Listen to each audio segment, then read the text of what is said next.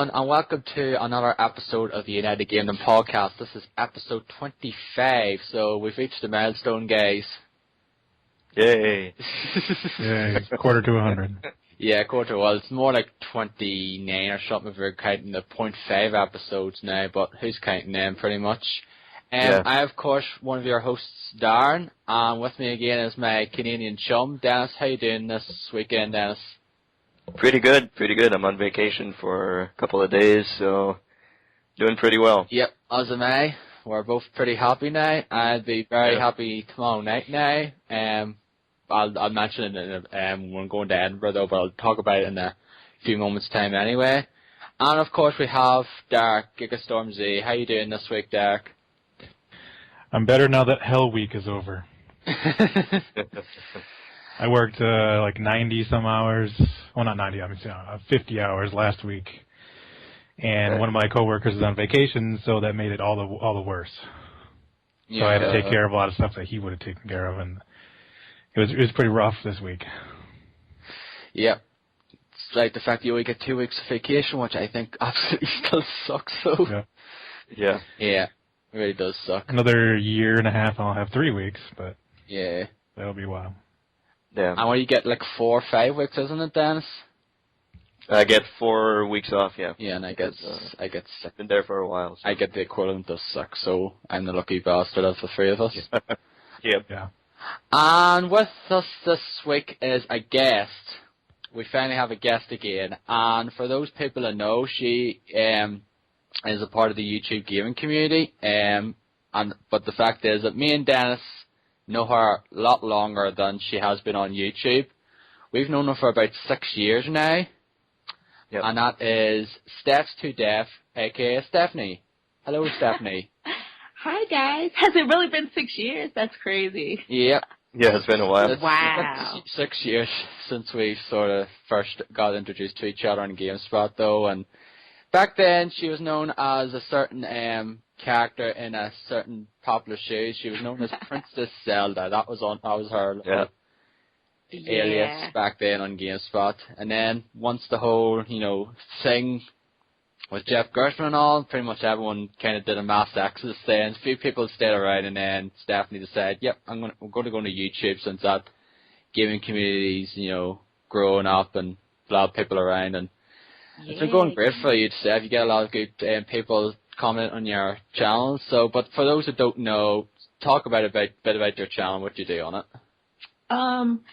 My channel is basically pickup videos, the pickups or the games that I picked up throughout the months, and I do a few reviews, not as much as I like to, but I do put some reviews out, and that's pretty much it. I'm trying to do like top 5, top 10 stuff, but honestly, I can say that I'm going to do it, and I probably never will get around to doing it just because I'm scared. It takes a lot of time to put those type of videos out, and I don't know if I want to go through all of that, So my channel is kind of evolving now. Like, I don't even know if evolve is the right word because I'm not doing as much as I used to.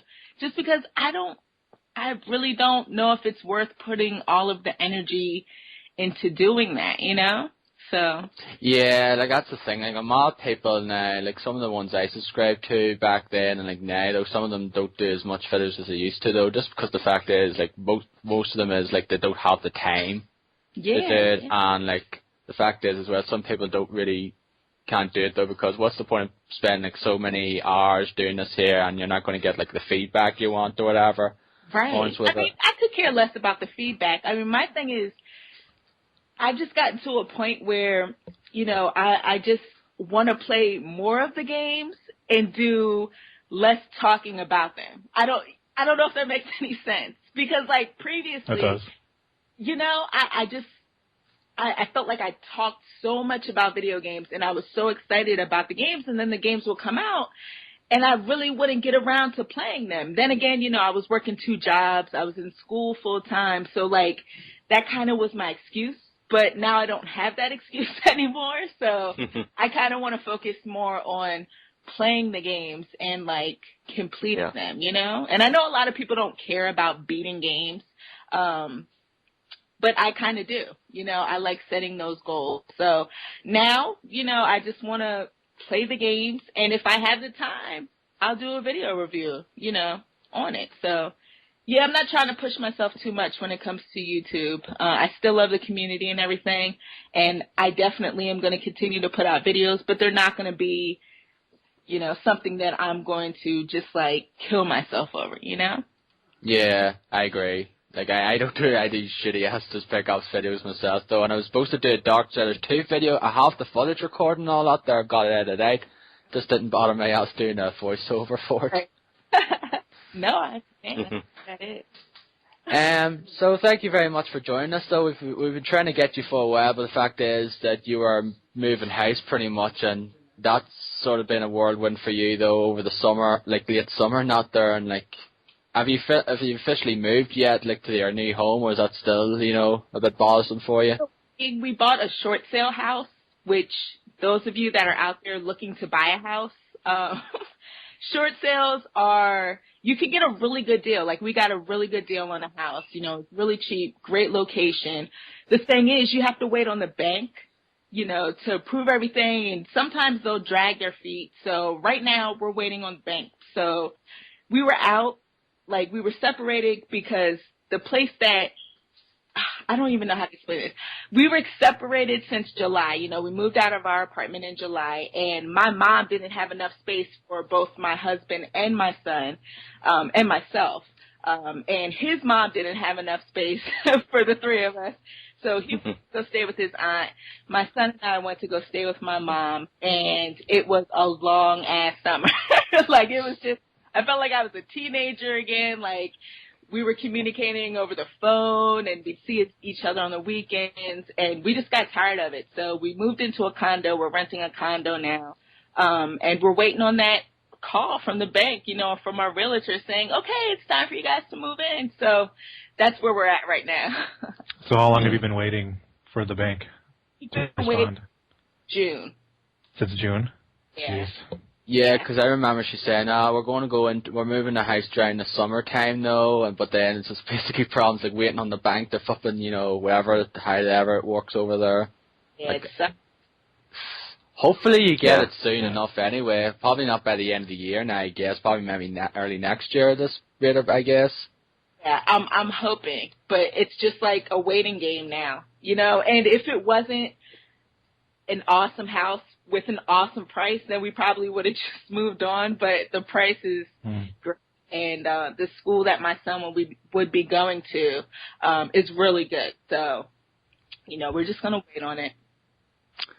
Oh, that's good to know. Hopefully you get something out soon anyway. But anyway, thank you once again for joining us now. But first of all, we'll get into the news. There's not really a whole lot of news stories, but one of the bigger news stories that sort of, if you can call it news really, is GTA 5 been set for spring 2013. What a shocker, right? Yeah, big surprise. Yeah. Just shocked. Keeping in line with the Rockstar spring releases over the last couple of years, GTA 5 was this week. Was rumored though, and then eventually Rockstar came out and said, "Yep, we're releasing it in spring 2013." In other words, it'll be May. Right. Pretty much. Pretty much. Now, GTA 5. Any of you looking forward to this? I am. Yeah, I'm looking forward to it. Hoping it's not GTA 4. Because that wasn't as good as I anticipated it to be, but I'm guessing GTA 5, going back to what San Andreas brought us, same location, should be pretty cool. I think it should be pretty awesome. I really hope I think it is going to be something along the lines. It just fixed the mission Friday for me, then I'd really enjoy it more than I do now. Derek, how about you? At this point, no. After playing GTA 4, I didn't really like it at all. And until we find out more, I would rather play Saints Row the 4 than GTA 5. Yeah, the 4th, whatever they want to call it. Saints Row go 4th, I assume that would probably be recalled. Saints Row Quattro, who knows? I think that's supposed to be out next year as well, isn't it? Yeah, if it competes against Grand Theft Auto, like it did Saints Row, the second one, and the GTA 4, which I preferred Saints Row 2 to GTA 4, but as today. you know, I think we were in the minority, I think. So Yeah, everyone loved GTA 4 though, but I still think that's one of the most overrated games of this generation. But that's just my opinion. What about you, Stephanie? Are you set to pick up GTA 5? I'll pick it up. I just want to know more about it. If they let loose a little bit, and along those lines of, Saints Row. Because like you guys said, like I totally prefer Saints Row because, it's funny, it's obnoxious, and that's what I kind of want out of those type of sandboxy games. I think GTA 4 was just a little too serious.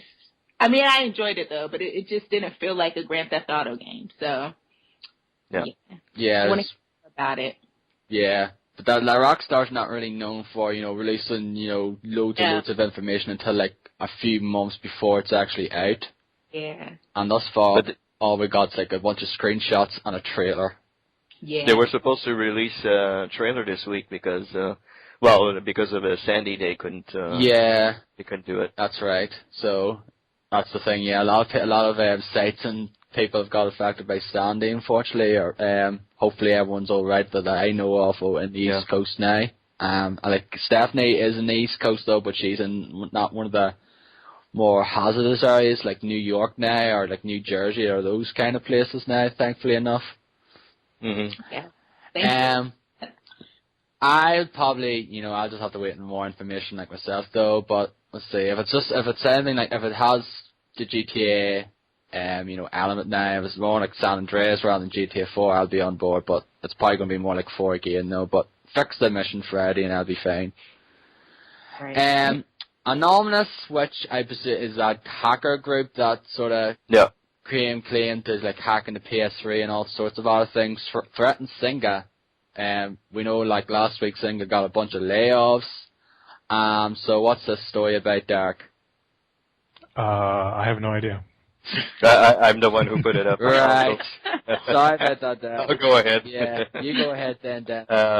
Well, yeah, people, I don't know if a lot of people know about Anonymous, but they're a hacking group, a group of people who hack different sites and different things. They threaten to hack Zynga. They released a post, which they threatened the gaming studio for outrageous treatment of employees and actions against many developers. Because, Zynga is planning a massive layoff, and that's why they Anonymous stepped up and threatened them. They gave Zynga a deadline of November 5th. So, which is Monday. So what do they have to do by November 5th? They have to cancel a layoff, I guess. Like what? Yeah. Yeah. Or else they're gonna get hacked? Yeah, they're going to get hacked. And I know that Anonymous, if they say they're going to do it, they're going to do it. Because they're a pretty badass group. So they're probably going to hack Zynga. Wouldn't be surprised if Facebook is affected by that. So just have to wait and see what's going to happen with that. But they have until Monday to change their minds about that layoffs. So we'll have to see. I don't think they're going to do anything about it, I guess. They'll just say, yeah, go ahead, just hack us. We don't care. Yeah, probably. I don't know. Zynga's pretty in the dump right now, so I don't know if they're going to say, well, we don't care. Just go ahead, hack us.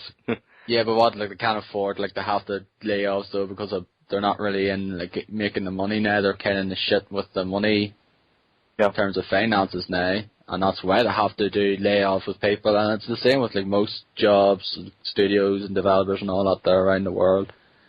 If you don't have the money, if you're not making a big buck, so unfortunately there has to be sacrifices, and sacrifices basically relate to employees getting laid off.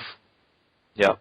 But like if they hack Zynga, like won't that affect the people, the crazy people that actually spend money on Facebook to buy whatever it is they need for like Farmville or whatever?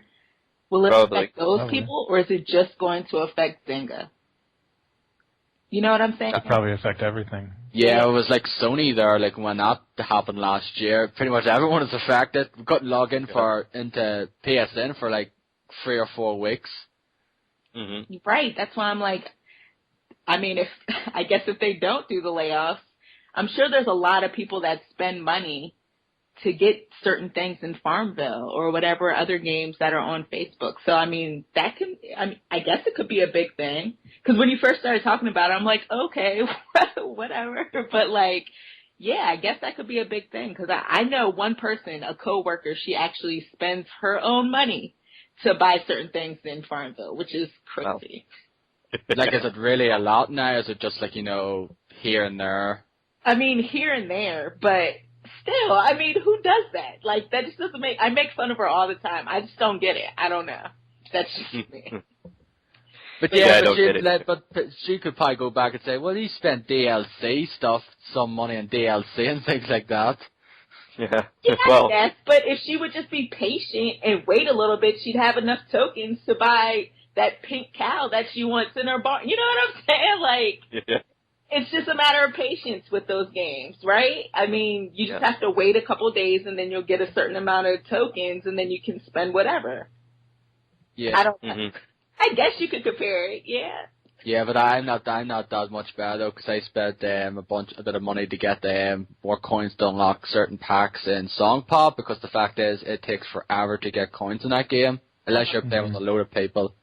Okay. You're going to have to get money, because all you get is like 3 coins every time you win a match, and 1 coin every time you lose, and the packs are like 200, like 300 odd coins each, so I just like, screw this. Well, since you guys stopped playing, I started playing with random people on Facebook, and I'm already up to 250 coins. And I bought a pack like last weekend, so it doesn't take very long if you play against a whole lot of people. You just need to have a patience, and wait. I wouldn't go and spend my money on Facebook, that's for sure. Right. I wouldn't spend. I don't know. Maybe that's why I'm like, it's Facebook. Like, why are you spending? I don't know. Yeah, and I don't spend my money on to download stuff on my phone. Like, I don't spend money to download I don't do that either. Angry Birds or whatever. I just I just first of all, I don't see the need to do so. Like, I'm not going to play on my phone, but some people do. Like, I see some people on the metro and they're on their phone and they're completely concentrated on their little game of whatever they're playing there, and I can't do that on the metro. First of all, I would be afraid somebody would just pass next to me, grab my phone, and run away with it, because that's happened a couple of times here. Oh, wow. So, yeah, people just sitting on the metro, and some dude just walked up, grabbed the phone, and ran away, and the doors of the metro shut, and the dude's gone. The dude's gone with the phone. So that's why I'll never take my iPad out in public. It's like, screw that. Yeah. But I don't think I don't know if it'll be as bad here as it is over there now, but I'm sure it'll be a lot worse over there, because you can have everything and all of a sudden out of your hands. Yeah. I never take out anything. I have my tiny little iPod in my pocket, and I never take it out. Like, I never take anything out like that. I don't want it to be stolen from me, so it's pretty bad. It's pretty bad. So. That sounds bad. Yeah, Montreal isn't as quiet as people think it is. Let me tell you. Bunch of thieves, it seems. Yeah, a couple of them. Yeah. I was going to say I've spent money on Marvel Avengers Alliance on Facebook. Really? A few times. My brother-in-law plays that a lot. Like, both of my brother-in-laws plays that nonstop. I'm always seeing those little notifications. It looks like it's fun, though. It is fun, yeah. I mean, I figure if I play the game and I like it, I don't have a problem with supporting the developers, every once in a while. Right. But I know there are people that buy money on that, like once a week at least. Wow. So I just do it every once in a while. Yeah. So usually I go to Target and I buy the Facebook credits, the little cards, because my wife works there and she gets a discount. Mm-hmm. So I get 10% off those, and then you get 5% with your Target Red Card on top of that. Oh, that's cool. Yeah. So that works. Right. And she's actually bought a few things on Farmville too. So my wife plays Oh, no. my wife plays Farmville a lot. She's a part of the problem. Right. Anyway, I don't know what, but I know she's bought stuff. Anyway, moving on from hacking and Farmville and stuff like that now. This is not entirely gaming related now, but I kind of like to hear your thoughts on it though, because this is was probably one of the big, if not the biggest sort of media story that came out this week. And that, In a long time. yeah, and that Lucasfilms got bought out by Disney. $4 billion. Yeah. It is game related because LucasArts isn't there. Yeah. And Disney, of course, do, Disney Interactive games and all that there, and they're, collaborated with Square with, Kingdom Hearts series and, all of, the licensed games and all that there stuff. So, yeah, you can say that there it is. So, yeah, it is pretty big this week, though, and the fact as well that Star Wars is set to make a comeback to the cinema because they're actually doing Episode 7, which I believe is scheduled to release in 2015. Isn't that correct, Dennis? Yep. Yep. Well, yeah, the news hit this week that I think it was Wednesday or Tuesday that George Lucas had sold Lucasfilm to Disney for how much, Derek? Is it 4.05 billion. $4.05 billion. So Lucas stated that he wanted to be a fan now and that he didn't want to continue on with the series, that he was done with it. So because he made his bloody money, that's why. It's like, yeah, I'm rolling in the money Yeah. now, so I don't care what you do with this series. Mm-hmm. yeah, he pretty much sold out. But I mean, I'm not disappointed at all because if you go back and look at the prequel trilogy, I mean, goddamn. I think it was a good thing for him to sell the rights to Disney. I mean, Phantom Menace is one of the worst movies I've ever seen. So, Really? Everyone hates Phantom. I didn't think it was that bad. You guys thought it was horrible. I don't think it's really as bad as some people claim it is. Or Yeah, some people hate that movie. But I didn't think it was that bad. Yeah, everyone. let me tell you, I hate Jar Jar Binks. So Yeah. that Okay. pretty much ruined the movie for me. So. He's a Jar Jar Binks. I don't know. It's that ruined the movie for me. And Jake Lloyd as Anakin Skywalker. Yeah. I would never hurt a kid, but I would definitely punch that guy in the face if I saw him. But he doesn't do films anymore now. He went out of it pretty much after that. So I don't think he was in anything significant after that, though. Like that. I don't. No. That and Jingle All the Way. That's all I know him from. Oh, what? Yeah. Jingle All the Way. Yeah. So yeah, I mean that just combined those things and a couple of story hitches like the midichlorians that actually were the Force. Like they said, oh, midichlorians that live inside of you and those things are the Force and all that. That's completely bogus. Right. That's BS. And the whole Anakin built C-3PO. Yeah, come on. That's nuts. Okay, so then they didn't really follow through with some of the story stuff. Is that what it was? Because I've seen the first three, but I'm not a big Star Wars fan. So when I went back and saw, or when they came out, I saw them when they came out. The last three, I was like, oh, okay, they're not bad. But then a lot of people were like, no, they're terrible. Yeah. I like the third one. I do not care what too. anyone says. I really like Revenge of the Sith. I think it's the best. Revenge of the Sith is alright. Yeah, it's alright. But I wouldn't I can guess why people some people hate the first two, and some people agree with me. I like the third one though, but a lot of people just hate the trilogy whatsoever. Just pretty much ignore it. Right. Mm-hmm. What about you, Derek? What do you think of the? I don't really like any of them. Yeah. I mean, the third one is better than the three, I guess, but I don't really like any of them that much. I know a lot of people think... My biggest problem is that the fact that they're prequels and we already know what ultimately happens, so what's the point? Yeah. It's like we already know what's the ending. It's like we've been spoiled, so I'd rather see a sequel. So now I'm pretty excited about seeing a sequel to, Return of the Jedi. Okay, so that's where it's going to start, after Return of the Jedi. So it's going to be 7, 8, 9, or is it just going to be 7? They're doing No, they're 3. doing a new trilogy, Okay, so they they're are. doing a trilogy. Okay, that's cool. But I don't know. I heard rumors that it would have nothing to do with like Luke Skywalker, Han Solo, and all those guys. It would be completely something different. They're all I think old they need now. to do that. Yeah, They need to get new actors though, because I think that would be fine. Yeah. the Harrison Ford's like in his 60s now, isn't he? Yeah. And, like, Yeah. If it's 70. Yeah, late 60s, early 70s, I want to say maybe. Yeah. And I think Carrie Fisher and like Mark Hamill, I think, are in their 50s at this point. Mhm. So I think it'd be I don't- interesting if they did some of the stuff that's in like the comics or the novels, Mhm. like where it's like the kids of Luke Skywalker and the kids of Han Yeah. Solo and stuff. Oh, 'cause that's- those are that's pretty what they'll big probably. characters. That's what it'll probably would be. That'll probably be the case here. Uh-huh. Set it out like 20, 30 years after the events of Return of the Jedi, and it'll be all about like their their children then. Yeah. Because then they could use Harrison Ford and all those people Yeah, in the movie because they'd be older and they'll just be there for 5 minutes, and it's like, yep, there's their appeal to the long time Star Wars fans, so we're just gonna go with the children here now. Yeah, I wouldn't have a problem with that. I wouldn't have a problem with that doing with the kids because I don't think. First of all, I don't want to see it animated. I do not want to see an animated Star Wars. I've had enough of Clone Wars, so Yeah. I don't want to see. I don't want to see an animated Episode 7. Exactly. Yeah. So I want to see a real life Episode 7 with real people. So we'll just have to wait and see.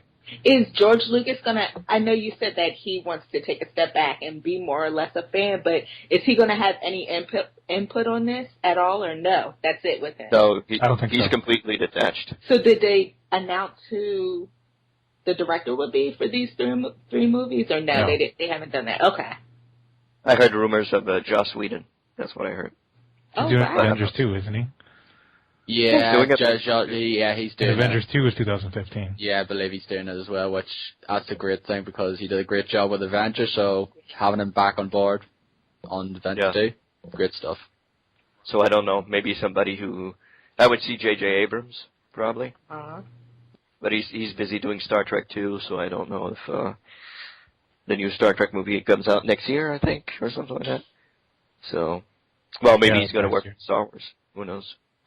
That would be cool. But this He works on Star Wars. this deal includes more than just Star Wars. It includes ILM and Skywalker Sound, the production companies, as Yeah. well as the rights that Lucasfilm had in Indiana Jones, Oh wow. which I guess Paramount has more Uh-huh. rights than Lucasfilm did, but there's that too. So Yeah, because Indiana Jones 4 was pretty bad.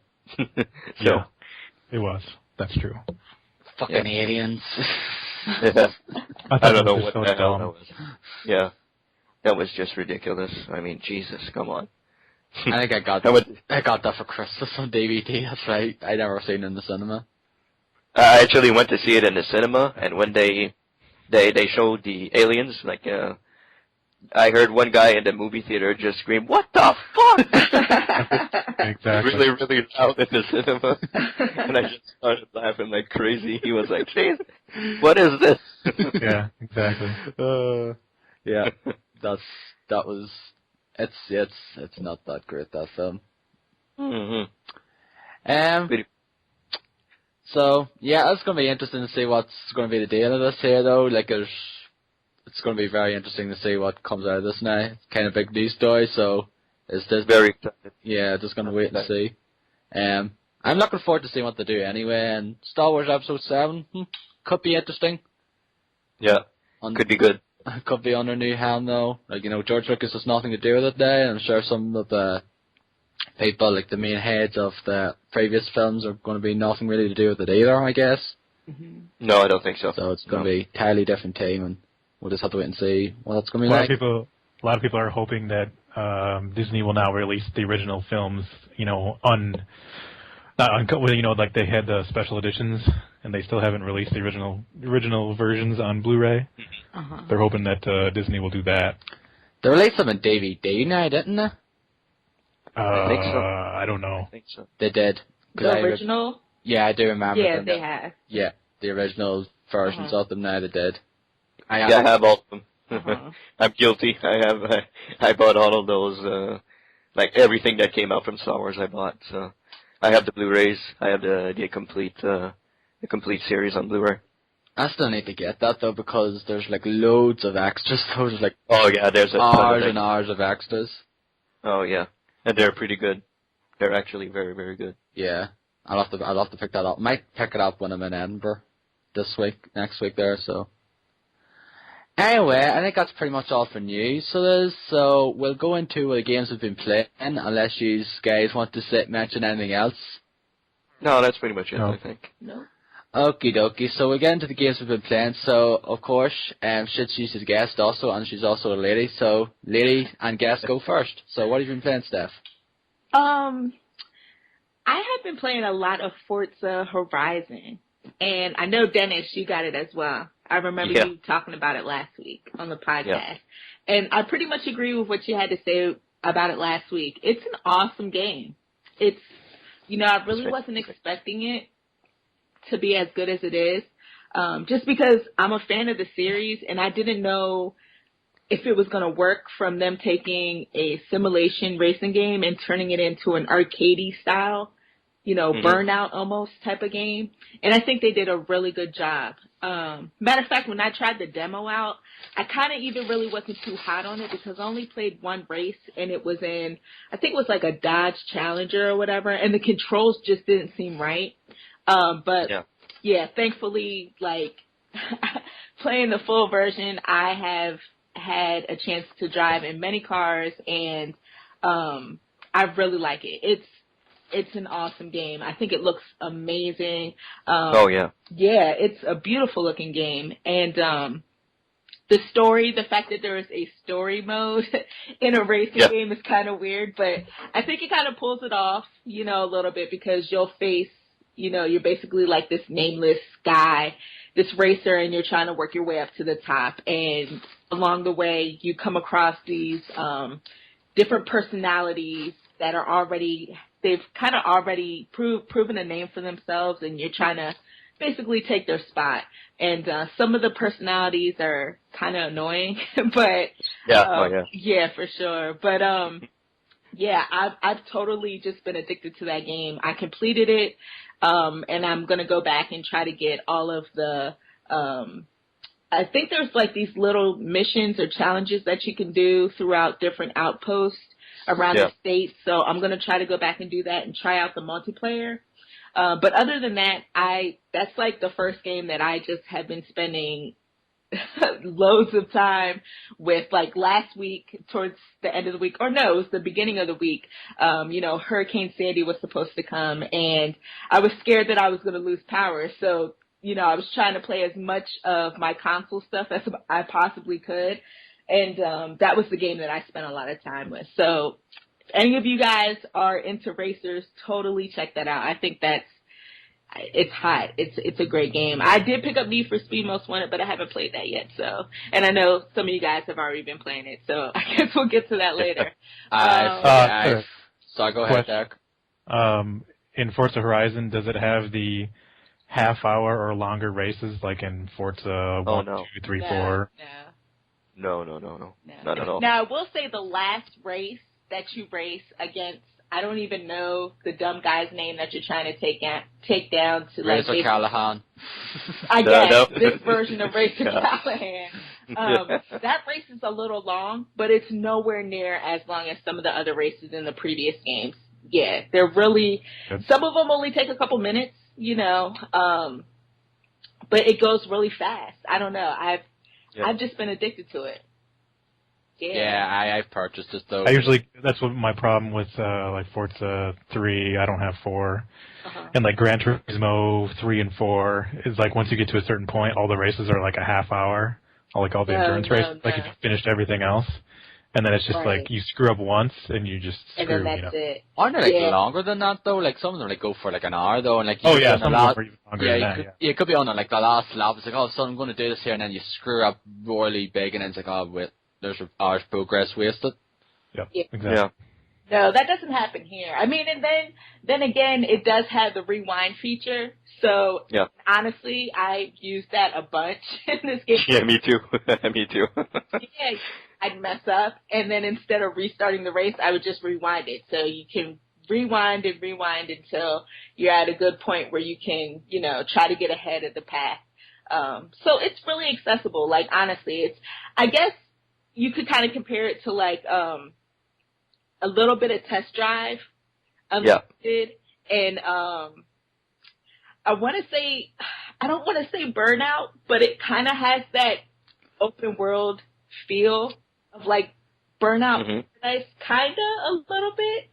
You don't have like those missions and stuff that you can do, and you can't overtake streets like you did in Burnout Paradise, but it kind of feels like a Burnout game. And of course you can't like take down opponents and stuff, but it has that same sense of speed, so it's a good game. Definitely. I mean, it's not a simulation racer at all, so it's really good. My favorite game this year. I'll be playing it next week. I got it there along with WD13 last night, so that's basically, I think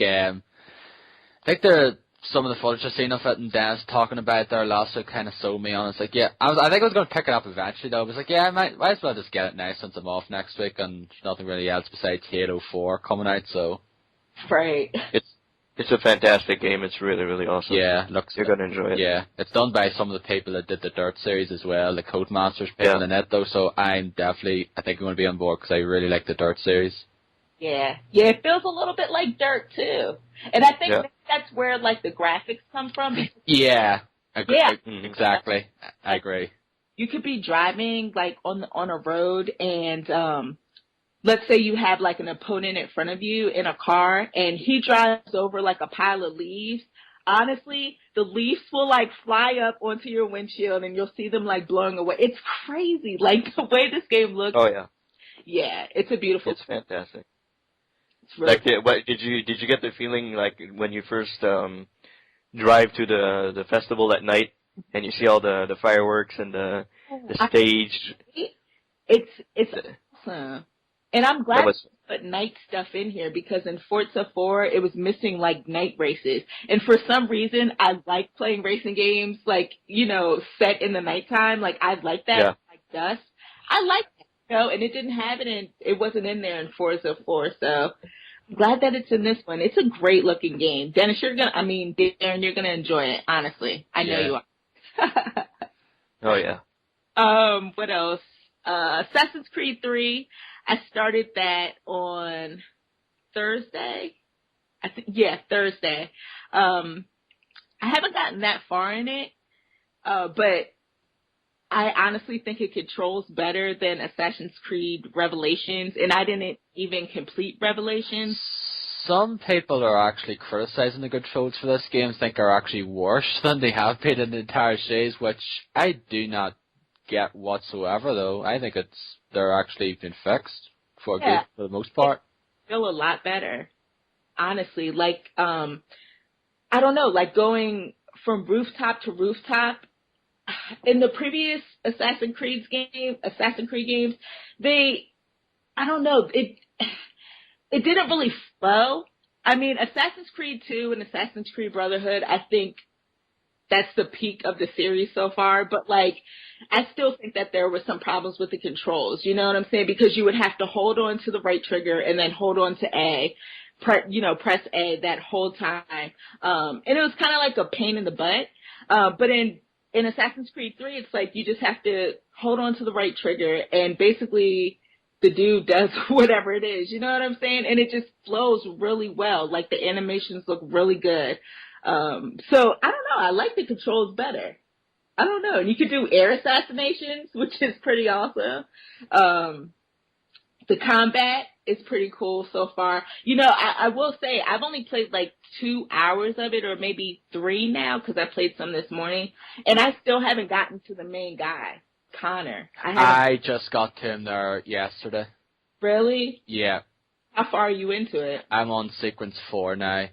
Okay. And that's basically when you start playing as Connor. Okay. That's Yeah, really interesting. So it's basically a spoiler there for people. Is like you play as someone else for the first block of hours. Yeah, you start off this guy, and yeah, because I'm trying to figure out. I was a little. The beginning of the game, like the opening sequence, kind of confused me, and it almost made me stop wanting to play the game because I didn't finish Revelations. So what was going on in the beginning of the game, I totally thought I missed in Revelations, but apparently nothing happened in Revelations. So I don't know. I don't know what to think. I'm confused right now. I don't know what's going on. So maybe I'll try to go back and play Revelations now. I don't know, but I just read a plot synopsis for Revelations because I just didn't really couldn't be bothered playing that there because I didn't really like it for what I played though. Yeah, I didn't either. I got to I finished the I guess it was the strategy part or the tactical part of the game in the beginning. I mean, because you only have to do that part once, where But still god awful low, that tower defense. Still god awful low. Got past it, and then I was on some island or some, I don't know. I remember there was water, so Desmond was on an island or something like that. And then I stopped playing it just because it didn't feel like Brotherhood. Like Brotherhood and Assassin's Creed 2, I mean, those were awesome games, and I felt like Revelations was missing something. But so far, Assassin's Creed has totally kept me, like, content. Like, I want to go play it. That's what I'm going to do after this podcast. I'm going to go back and play Assassin's Creed 3. It's pretty awesome. A lot of people find it quite slow, though, and I tend to agree, though. It's pretty slow, so... Yeah, I just hit the frontier. So, and like I said, I've been playing for, like, almost 3 hours now. So I guess, and as I said before, I haven't even hit the main character yet. I haven't even started playing as him. So I guess it is a little slow, but it's interesting because I want to know why we're playing as this guy instead of the character. Oh, you'll find out, though. I think you're in sequence 3 now, are you? Yeah, I just hit sequence. Yeah, you'll find out why during this sequence, who that is then. Yeah, but I've heard the same thing. Like, I heard, 5 hours in, it gets much, much better. So, but as of right now, I don't have a problem with that. I think it's pretty cool. I love the setting, though. I absolutely love the setting. I love going around Boston, the frontier. It's I really do like the setting. Right, totally different. That's good. I also picked up Assassin's Creed Liberation for the PlayStation Vita, which you guys are not fans of. Am I the only believer here? You guys don't like the Vita, huh? It's not that I don't like the Vita, it's just there's nothing for it that I want that's out for it at the moment, though. It's very few games. Like, the only game I want to get for it at the moment is Gravity Rush, and that's it, and I'm not going to spend £200 in just the one game. Yeah, no, I totally pick that up, though. It's Assassin's Creed. More Assassin's Creed. It looks good. The main character is pretty interesting. I just started playing it last night, and I played some this morning as well. So I'm not too far in, but I think also the controls in this game, Assassin's Creed Liberation, are better than the controls in Revelations. I don't know. It's weird, but I like the setting of this game as well. You're basically... I just hit the bayou, so I'm in Louisiana, and it's just different. It's different. I don't know if it connects to Assassin's Creed 3. I mean, I guess it does because it's Assassin's Creed 3 Liberation, but... do you know what year it's set in? 18-something. Well, I don't know. Definitely not associated with it then, because it's the 1700s then for Assassin's Creed 3. Okay. Yeah, see, I'm not sure if they connect at all, but it's pretty cool. The voice acting isn't that hot, but, whatever. I don't have a problem with reading, the text. And, I don't know, it's cool. And the main character has, different personas, so you can, dress, I know it sounds stupid, but you could dress her up into, a gown and stuff, so she goes out and she looks like a lady, but she can't do certain things. Like, she can't climb onto rooftops, and she can't, jump or anything like that, but she'll charm, the guards, so you can get into certain parts of the certain parts of the environment that you're not able to when you're dressed as an assassin or if you're dressed as a slave. So, I mean, it's different, but for real, honestly, it's still Assassin's Creed. Like, you're still, that sounds like Hitman a bit. What's that? It sounds like Hitman then, because I think in Hitman games, though, like I always played the second one now, but like in certain like scenarios, you disguise yourself, and then you can like get into like certain areas then. But yeah, it is kind of like that. It is. So I mean, it's good. It's a good portable game, and at this time, there isn't that much on the Vita, but this is definitely one of the games that I was looking forward to. So didn't do well in the review front though. What's that? It didn't do well in the review front, though. It's not been getting the great reviews. It's getting average reviews. Yeah. But hey, like as long as you're fine with it, though, it doesn't really matter whatever reviews say. Yeah, I mean, because I think we also have to remember, the Vita is just starting out. It's not even a year old. So some of these games, they're going to have a lot of the gimmicky stuff in it. So a lot of the touchscreen stuff. I don't think the Vita definitely hasn't found its sweet spot. Like, developers haven't had that time to find the sweet spot with the Vita like they have with, like, the DS or the 3DS. So I'm sure in due time, we'll be getting amazing games for the Vita. It's just a matter of the developers, putting that out there for us. I don't know. I'm hopeful. But I'm definitely going to keep playing Liberation. And the last game is Coda Princess. I am stuck in this game. It's basically like the sequel to Guardian Heroes. It's a beat-em-up brawler that has, like, RPG elements. And I'm stuck. I don't know what to do. Like, I might have to go onto YouTube and check out some gameplay. But the combat is just so much fun. It's a little slow when it comes to, like, other brawlers. It's definitely a little bit more slow. But it's a lot of fun. It's a lot of fun. And I like the fact that, you can basically be in an environment and you can switch up I don't know how to say it. You could basically fight in, like, the background of an environment, and then you can fight, like, on the foreground, and you can even fight, like, in between that space. It's weird. Like, you can change different levels throughout the scene. You know what I'm saying? Like, yeah, like different planes, pretty much, like Guardian Heroes, and like something like I mentioned last week, Little Big Planet, where you can go from the different planes in that game as well. Yeah. So that's pretty cool. And I'm hoping to have that done this weekend. Maybe put out a review for it if I'm in the mood, but I'm enjoying that. It's been a while since I played a brawler, so I'm loving it. But yeah, that's it for me. Yeah, before we move on, that hasn't even gotten a release date here yet. It's not even scheduled for release. I know. That's crazy. Atlas did the game, didn't it? But yeah, Atlas. Yeah, so that's the reason why. Yeah. They tend to take their sweet-ass time with games over here. Yeah. It's a shame. I think a lot of people would really enjoy the game. The dialogue is hilarious. The characters are hilarious. Again, the combat it's fun. It seems like it's a little slow. But it's fun, it's rewarding, you can do some really cool moves and pull off some really sick stuff. And it takes some strategy, because some of the boss fights are crazy. But I think it's sad. I mean, they should put it out everywhere, honestly, because, really, it's a brawler. Who doesn't like brawlers? Beat 'em ups, Yeah. Hope you guys get it, hopefully. Yeah, we'll probably... Yes, first. Yeah. I meant the PAL regions, because they don't have it over there. Yeah, we'll probably get eventually, like 6 months later or something. Yeah. No sign of Persona 4 Arena getting a release date here yet. It's probably certain problems with that, so...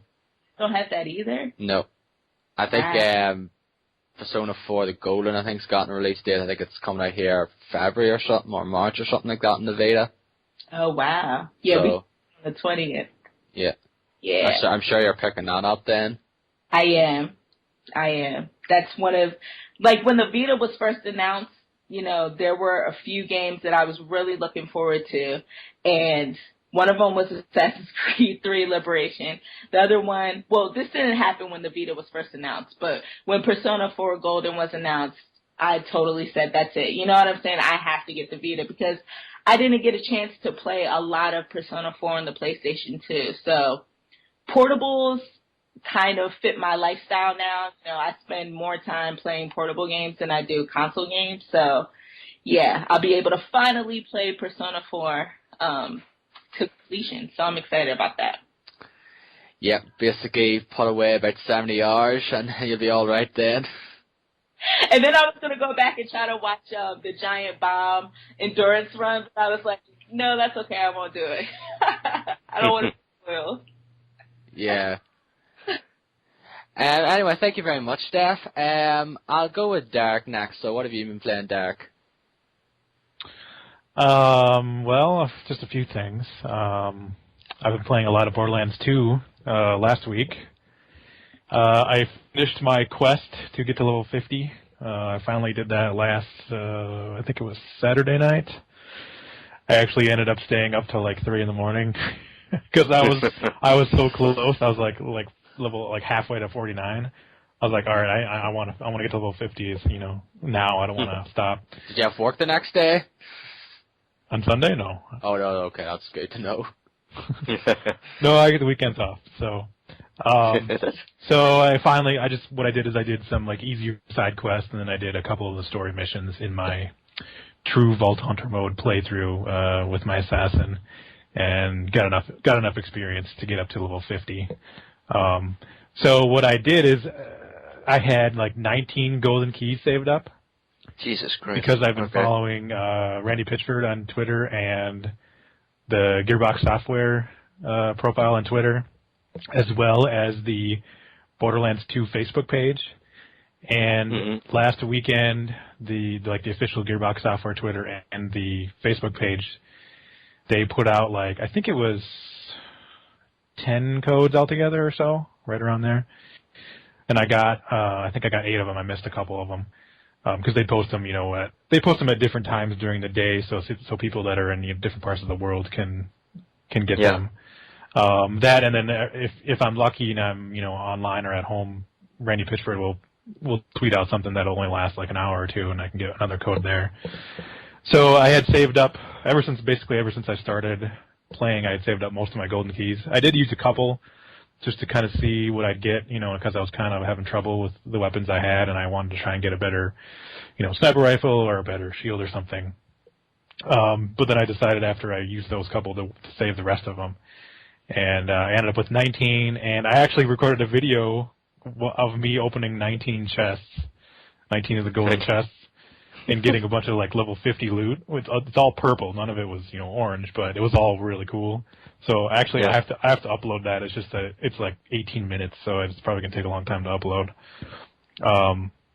But I got some really good stuff. Compared to the stuff I had, at level 49, or even a few levels before, every single thing I got was better than what I had, which is pretty cool. You'll have to check it out. I got some really crazy sniper rifles. One was slag, and it does 22,000 damage, and then it shoots 3 or 4 rounds in each shot. And then I got another sniper rifle that does 19,000, but you can just hold the trigger down and it shoots constantly, kind of like an assault rifle or something. That's awesome. And I got these crazy shotguns. One thing that was unfortunate was I got tons of pistols, and most of them were kind of shitty. But I did get some pretty good shields, which I desperately needed a new shield. And I got a couple of relics. I wish I would have gotten a class mod, but I didn't get any class mods, so that kind of sucks. But so that was really fun, just opening all that stuff and trying it out. You'll have to put that video up and so you guys can check it out.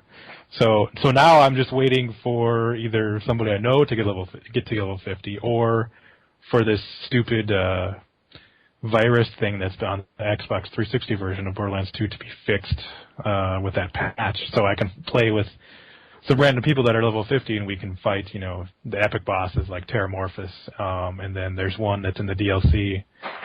I forget his name. It's something the Invincible. I don't know if it's Hyperius or something like that. I think that's what it is. Those are level 50, and there's like no way you can solo it unless you're really good and you have all legendary weapons and legendary shields and stuff. Mhm. So I'm really looking forward to that. Like I said last episode, ever since I respect my assassin to switch from a melee class to a sniper class, I'm having so much more fun because I can just stand back and pick off dudes and get a lot of crits. Nice thing is when I go in my deception mode now, it'll show where all the critical hit points are on different enemies. So, usually it's like the head of like a bandit or something, but like the robots, a lot of the robots have more than one critical hit point.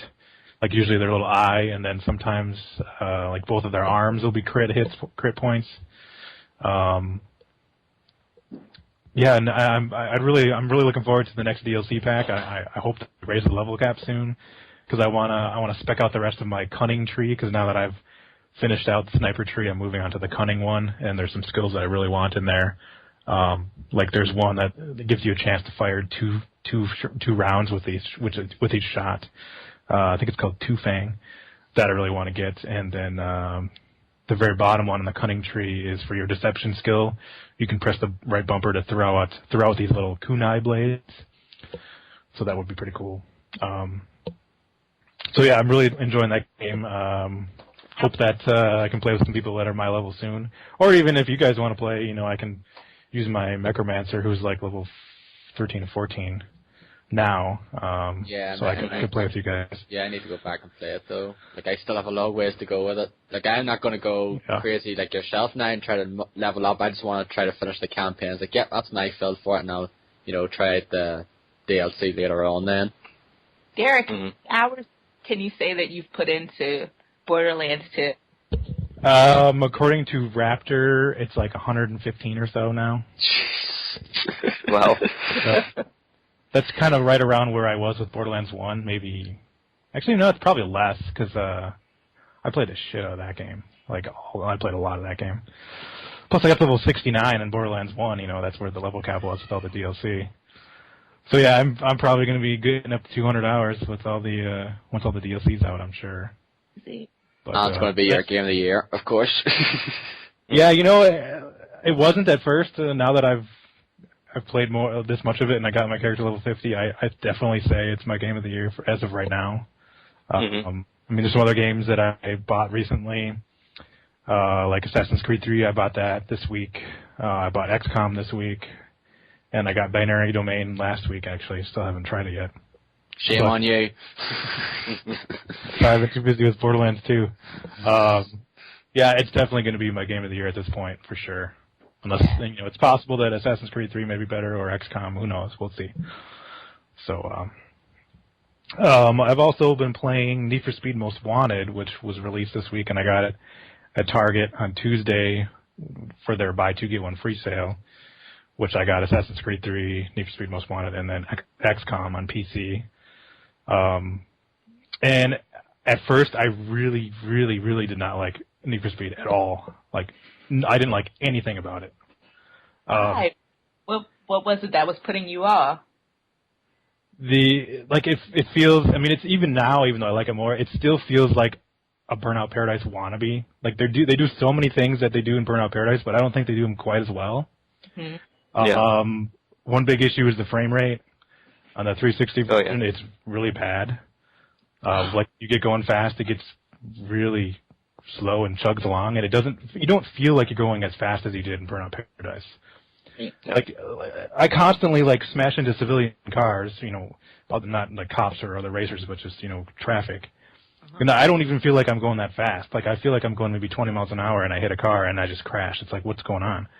But you're actually going like 100 miles an hour, and it doesn't feel like that. Like with Burnout, you could be going super fast, and you could still hit cars. I think, if I remember right, you could still hit cars, and you wouldn't crash a lot of times. You'd hit them and then do takedowns and whatnot. So, another thing that's weird is the traffic seems to glitch in and out. Like it'll disappear and then it'll show up. It'll pop in. Mm-hmm. I think that's worse in multiplayer than it is in single player, but it's still pretty bad. That's kind of nuts. Yeah, that is very noticeable online also. Oh yeah, traffic coming in and out. No, I don't know if that's just the 360 version or not. And I've heard the PC version is obviously better, and they don't have the frame rate problems. I'm not sure about the PS3 version. Hopefully it's better there. Some other problems that I have with it is like changing cars. While it's nice that you can switch cars whenever you want when you're in single player, the problem is you have to warp to the jack spots. The game is an open world, and there's all these cars that are parked around, and you have to find them first before you can, unlock and use the car. So once you've driven past it, you unlock it. But if you want to drive it, you have to hit, triangle when you're next to it, or Y, and then you jump in the car. Or if you're driving another car and you're way far away and you're like, hey, I want to switch to, my Lamborghini, then you have to jump to wherever that car is. You can't just switch to it right there. Okay, yeah. So that's kind of annoying. At first, I thought that when you found different cars, you actually had to get in them for it to count as you finding them. All you have to do is just drive up next to them, and then it counts. Okay. So that was helpful. At first, I was having a big issue with that.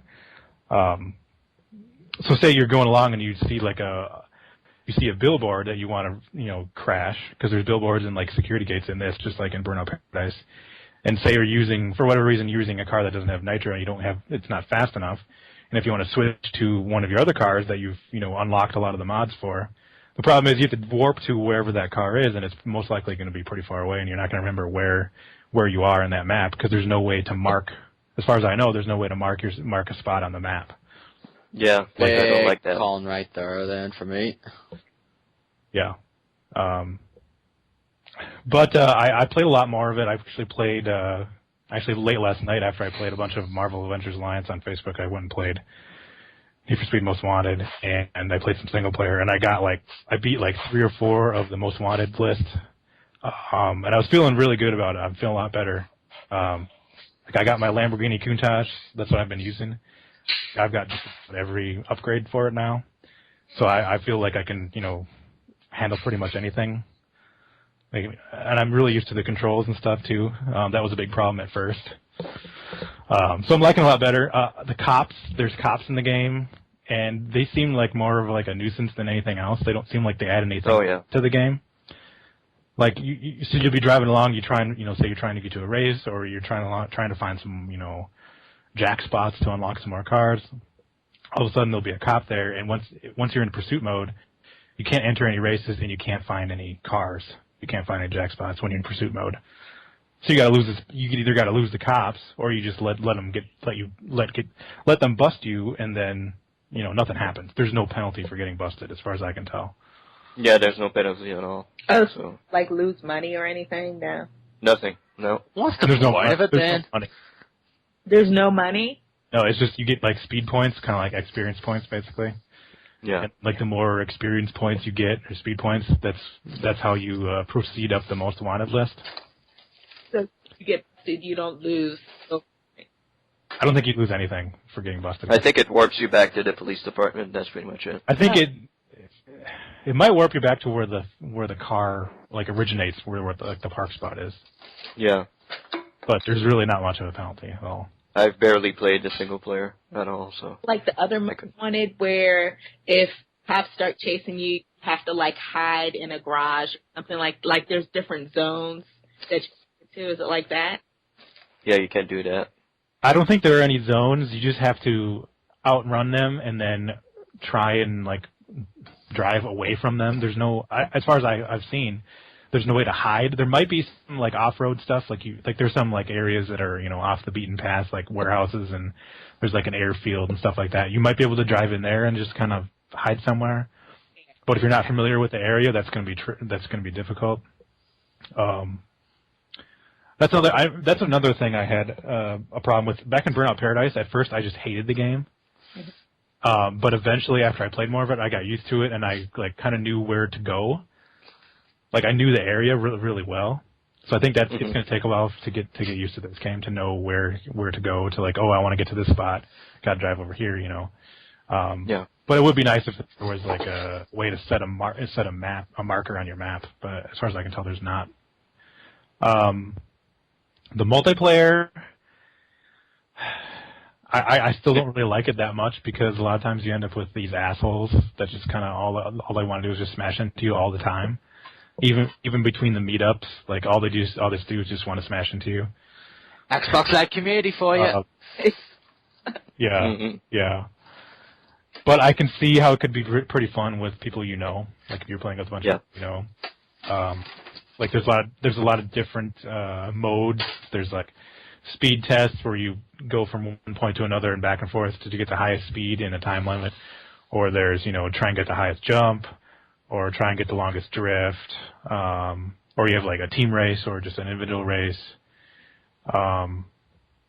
There's some pretty interesting stuff that, like jump off this roof and go to this area here, stuff like that. Kind of like what they had in Burnout Paradise. I know like Jeff Gersman in his review mentioned that he says the multiplayer is dirty and that he likes it like that. I mean, it's true that it is dirty because if you are trying to do one of the challenges and somebody takes you down, then you get eliminated, and so you can't score any more points, but you can still drive around and take out other people. Oh, yeah. Oh, okay. So I mean, that's interesting, but I mean it can be annoying if you're the one who gets taken down. You're the highest jump or the furthest jump, and someone already got out, they could potentially mess you up by like ramming into you or whatever. Yep, they can do that. Yep. Okay, gotcha. Yeah. So yeah, I watched them on TNT about it, so that's pretty much someone wanted to do it anyway, just to try to take Jeff out though. Whenever he's trying to do some of the things he was doing in the wee speed tests and that there. Yeah. So I mean, the first time I played multiplayer, I absolutely hated it. But I played it again with Dennis, and it was better just because we didn't get as many assholes. There was only like one or two. Yeah. So another thing I don't like is you can't bring your single player cars into multiplayer. It's a completely separate separate system of unlocks. Yep. So multiplayer, you have to. I think you just keep getting speed points, and then you unlock cars that way. But they don't have the jack spots in the multiplayer.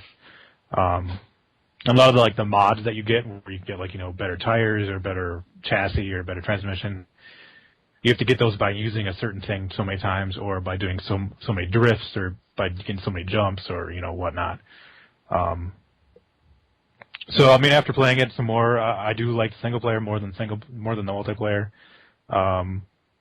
It's starting to grow on me a little bit.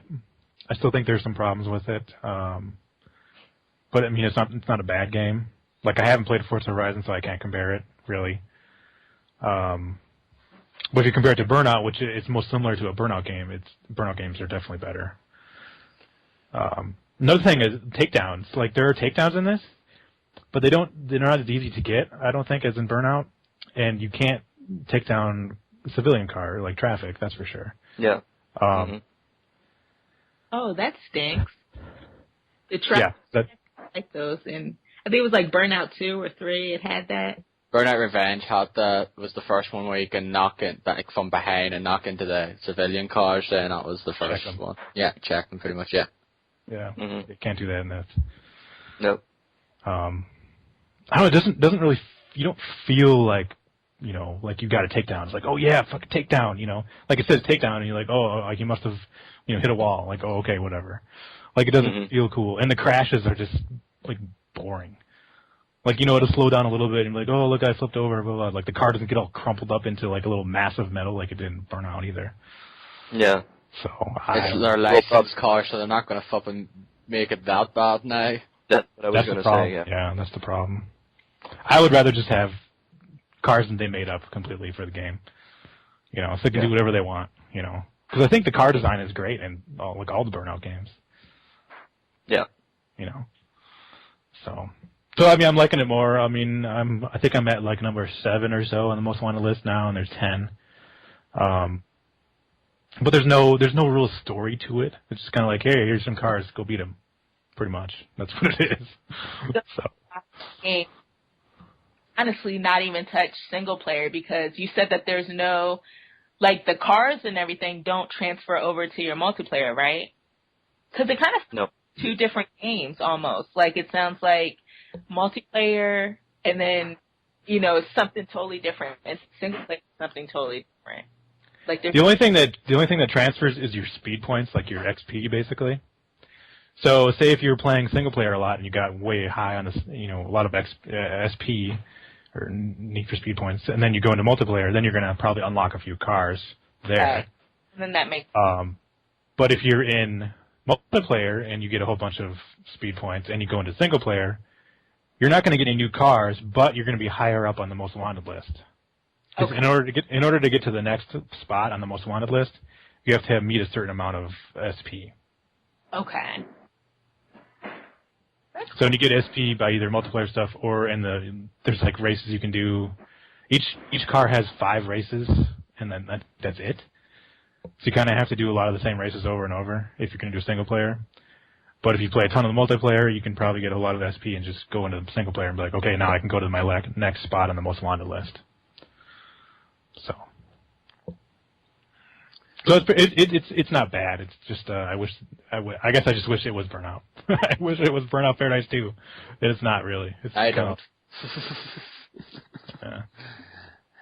No, I haven't picked like it. Burnout Paradise. So. I like it though, but I'm not a huge fan of it though. Like some people are. Like I know some people spend endless hours though. But like I find the single player in that game very boring though. It's like the multiplayer was very enjoyable though, but like the single player, no. Really? I can see that. Yeah, it was like all you did was the same sort of checkpoint races and all that there. So like the same, going to this point again for the 50th time. It's like that to me was just not fun though. Rather than sure you did some of the same races in the previous ones though, but like there are, they kind of might have been blurred or like they might have been like a different sort of track setting and things like that there. But in this one's just usually the same kind of tracks. You always go through the same route. So I have to go turn right here, I have to turn left here or whatever. It's just, I just rather see a proper Burnout sequel, not like Burnout Paradise 2. But the world. Because I know it kind of put me off in the beginning of that game, too. Like, it was hard to get used to that because the Burnout games, the previous ones, it was like a set. You know what I'm saying? Like, you go from race to race to race to race. You didn't have to drive to the race and then potentially get lost during the race because you're trying to go through a shortcut or whatever. So, yeah. I understand. Yeah, I had that problem, too, at first, but, it took me a while, but I finally got it. I was like, all right, I get it. This is cool. I like it. Like, I just want to, like, sometimes you just want to drive. Like, I just want to drive, go as fast as I can, hit as many jumps as I can, and see how long I can go, without crashing. Get it at both people next time. Single player, just see how fast I can go. Single player, just track settings and all that there, just your normal standard old Burnout, and then the multiplayer's open world. Right. Best of both worlds there. Anything else, Derek? I'll just say that I've been playing Marvel Avengers Alliance because they have their Spec Ops 4 event right now, and it's kind of like their Halloween event. It's a bunch of special missions. They have special rewards, and if you finish all of the tasks in the missions, you get a new character. And the character for this one is Ghost Rider. And last one was Magic, who's an X-Men character. So I'm at task number 24 of 25, so I'm getting pretty close to getting Ghost Rider. He's actually pretty neat. He's got some pretty neat abilities and stuff. So that's all. I won't bore you with Facebook games. We've done that already with Song Pop before, so. Yeah. Anyway, Dennis, what have you been playing? I know you've been playing Need for Speed Most Wanted as well, haven't you? Yeah, I've been playing a bit of Need for Speed. I haven't played a whole lot of the single player, mainly because I do not enjoy it as much. I guess, I've played Forza Horizon, and going into this and constantly hitting traffic is really not my... I mean, in Forza Horizon, if you hit another car, it's like, boop, you slow down a little bit. You don't crash, you don't,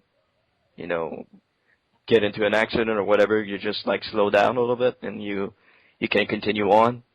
And this, if you just, like Derek was saying, if you hit a car at 20 miles per hour, you just crashed. So yeah, it's really annoying, and that I really don't like it. I was actually not going to get the game after I checked out Jeff Gerstmann's quick look I said, it doesn't really interest me. But then, Derek got it, and I told him I would play online with him, so I bought it to play online. The online, as Derek said, first night we played, I said, fuck what, I stopped playing the game. I said, why the hell did I buy this game? Despite the fact that it was your most anticipated game. Yeah, exactly. Yeah. Yeah, exactly. So, see how that goes. So I was like, what the hell? Why did I buy this? It's like, oh, jeez, I really don't like it. And then I went back, I said, I'll try it a second night, see how it goes. We went back on the second night. It was a little bit better. I mean, I did enjoy myself that time. Like, the guys weren't constantly smashing into us and, making us crash and all that. And Derek won the session. I think you won, right? The last one we did?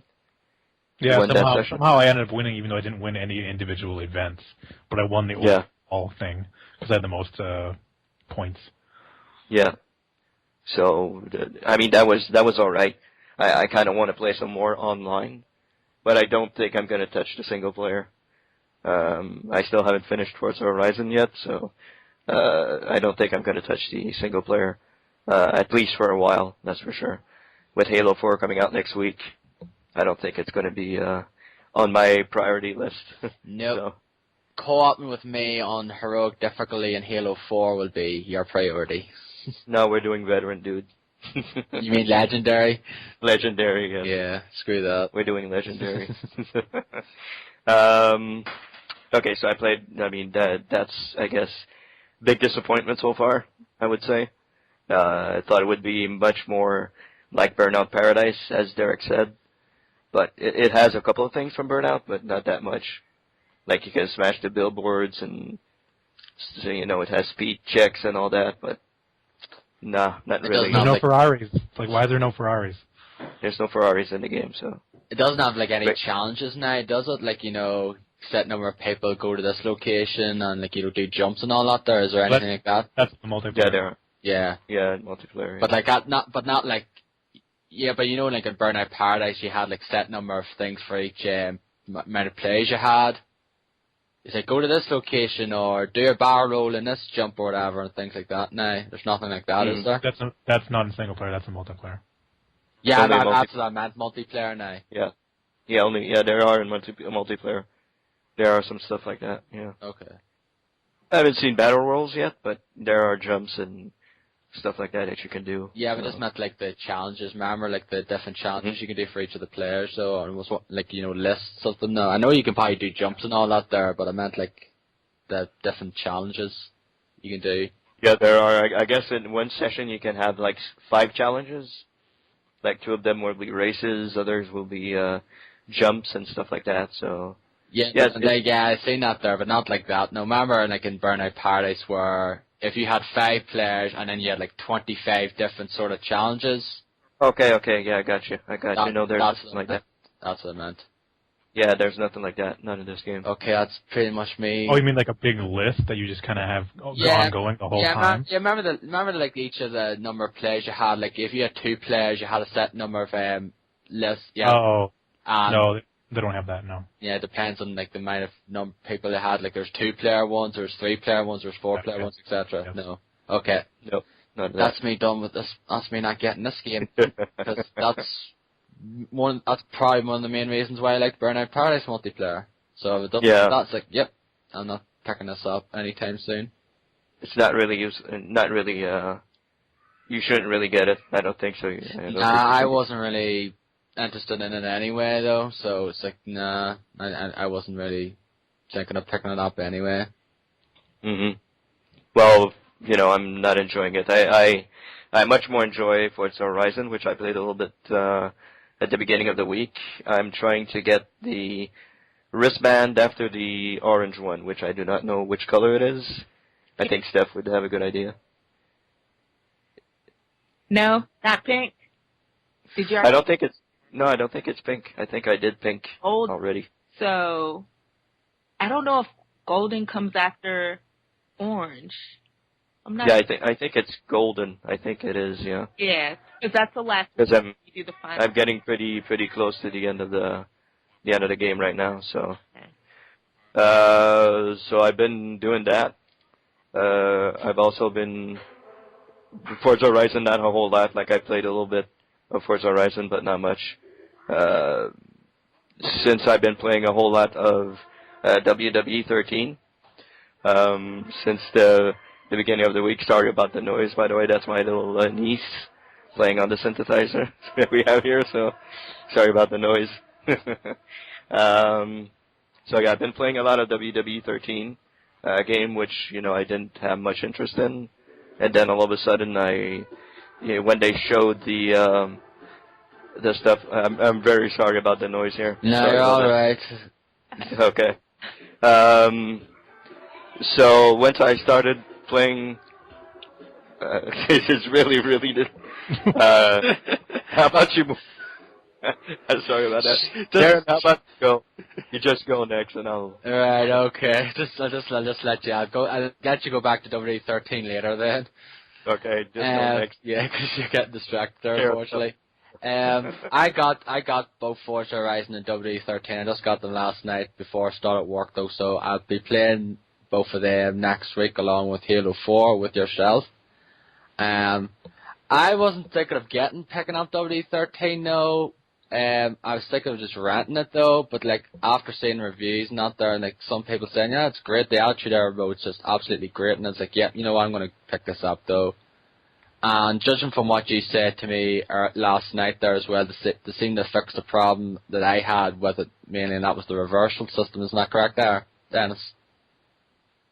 With the what? I'm sorry? The reversal system. You said like last night to me that they fixed that there for the most part. Yeah, the reversal system. Yeah, you can adjust. There are a couple of sliders that you can adjust, and you can say if you want more reversals or less reversals. So you can fix that, and it's much better now. Like you don't always constantly get reversed, or they don't really reverse everything. So. Yeah, 'cause that was the main problem I had with the W series for the longest time now. Is like, even in like the last one I played was W12 though, and even in normal difficulty, they tended to reverse about 90% of your moves, and like that to me is not authentic in the WWE show anyway. Like you're playing it as like, okay, this is just not fun. How are you supposed to do moves, and all you're doing is getting reversed every 5 seconds? So Yeah. So I'm glad to hear that. So I'll be playing it for next week, and therefore I'll probably, give you my thoughts then next week. I've also been playing Assassin's Creed 3 like Steph, and I'm further ahead in there. She said she's in sequence 3. I've just started sequence 4. I think there's 12 sequences overall, so I'm probably nearly, I don't know how long the other sequences are, but if it's the same as length as the other ones, then I'm like nearly a third of the way through the game, but I doubt it now. A lot of people not really feeling this game at the moment, though. There's a few people on my Twitter feed not really feeling this game whatsoever, though, and I'm enjoying it. It's not brilliant. It's quite slow. Like, as I said now, I've only just got to start to play as Connor, because you play as a completely different character. At the first Lumbervarge guy called Hatham Kenway, who's British, and there's basically there's a little twist. I'm not going to spoil it here. Like you see, like you're doing these stuff with like assassinations and all that. There, it's pretty cool and things like that. But there is a bit of a twist at the end of sequence 3, Steph. So basically, notifying you now. It's like at the end of it's like, geez, okay, that was Right. That was pretty surprising. Okay. It's a robot. Yeah. You definitely get it though once it's basically just at the end of sequence 3. It's just at the end of sequence 3. It's like a cutscene, and basically like even Desmond goes, "What the hell?" Right. Okay. Oh, and then it just ends. It's not like oh my god, like big everything. It's just like a bit like why is this guy in this part of the game? Like it's really bothering me. Like I want to know who he is. But you'll find out who it is in sequence 3. All right. So once you play through sequence 3, you definitely know who it is then. Because in You rescued like the Native Americans now, didn't you? I just met what's her name? Zodu or something like that. CO, yeah. That's her, yeah. Yeah. Okay, so I just met her, and right now I'm wow, I have to listen in on this conversation to grab some map, I think, or pieces of a map or something like that. I don't know. Yeah, I know where you're at now. You'd have to go in this camp, though, and you have to eavesdrop in this conversation, follow them, and then you get a tactical map. Right. But there's optional objectives as well, where you have to take out 2 cannons. Yeah, that's exactly it. Yeah, so I know where you're at now. Are you doing the optional objectives now, or are you just doing the main stuff? No, I started off doing the optional ones until I had to restart it a couple times because I missed them. And now I'm just to the point where I'm like, okay, whatever. I'm just going to get through the missions. I'm trying to, but if it's too hard, I'm not going to go out of my way to do it. So I know one of the other optional missions was to not kill any guards. So I'm trying to do that. And this particular part of where I'm at, I'm trying. Yeah, that's there's one of them as well, though. Like, the one I mentioned one to Dennis there yesterday, the fact is, the one you had to go into the camp and had to kill the general and had to kill the 2 guards with corner spots. Wasn't it like the corner spot? You had to assassinate 3 guards from a corner spot. Did you understand what that meant? Yes, I know what that meant. You had to like go in the corner, because I already did that. I already knew that you can go up near corner and you just basically get into cover then, and then just basically wait then, because I sort of knew what that was then. I presume you didn't then. But I went behind some boxes. No, and he was like in that stealth stance, and then someone came by. The general came by, and I killed him, and then it didn't count as one. So I was like, man, what is that? Yeah, just basically go up near like some sort of wall or something, and then he just basically leans out then, like in cover then, and then basically once someone comes along, just basically press X, like if you have your hidden blade equipped, and then you take them out then, just hide them there. Okay. That for 2 missions, but I didn't get that one. That took me a while though, because I did the optional objectives no problem though, but every time I got near like to the last part of that mission, where I had to get the captives, I always got caught. On the ship? Yeah. Me too. I had to, every time I got near, I was like, every time I tried to get the ship, and then seeing someone just, like actually one of the turns it actually took the guy out. On the guy out, but then the other guy was near the cap, just turned around and see me basically standing on top of this guy. He was like down, like, oh fuck. Right.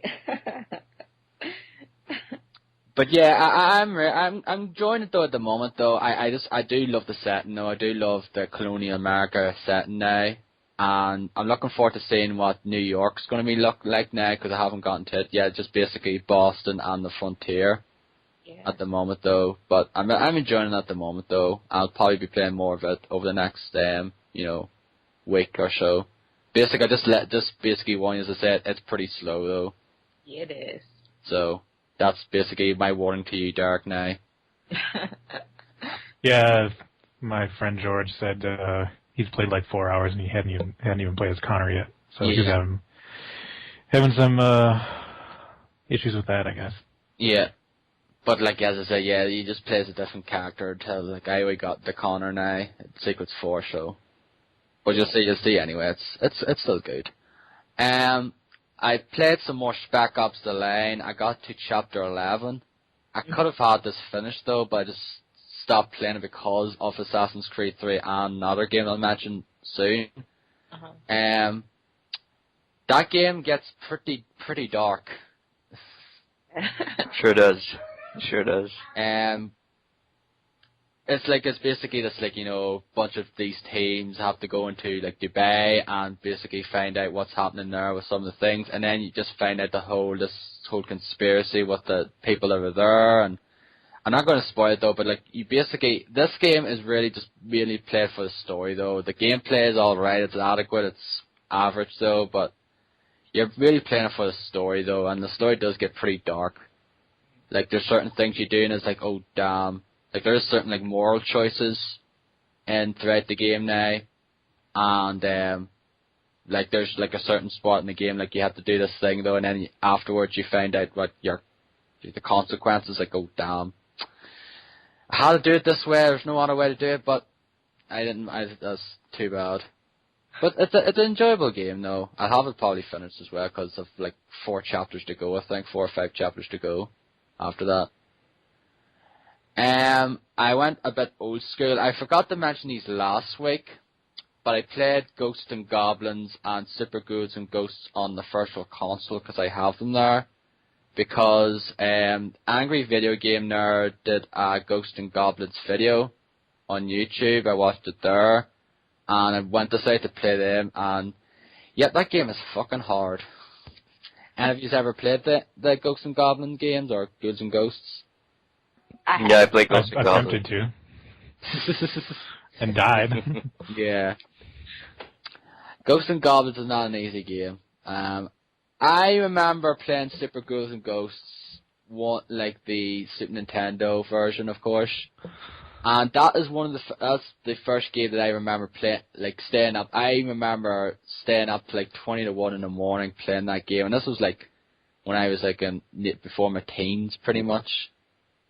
And I actually did play through the game, and I remember, and then realizing, oh, you have to play through the game again to get this certain pendant or whatever, and I had to do it again. I got to like near the end of the game, but like it was way late though, and I just gave up playing it then.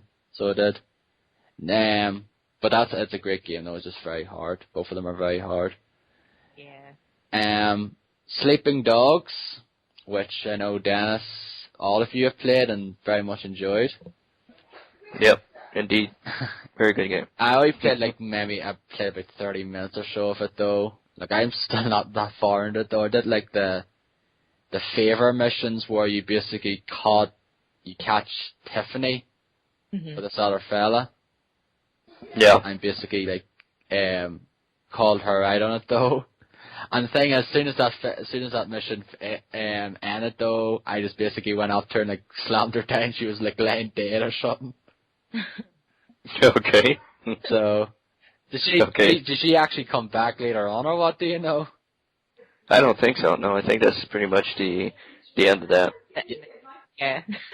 Yeah, soon Yeah. that would be the case anyway, because if she was back on later on, then I assumed I wouldn't be able to hit her then.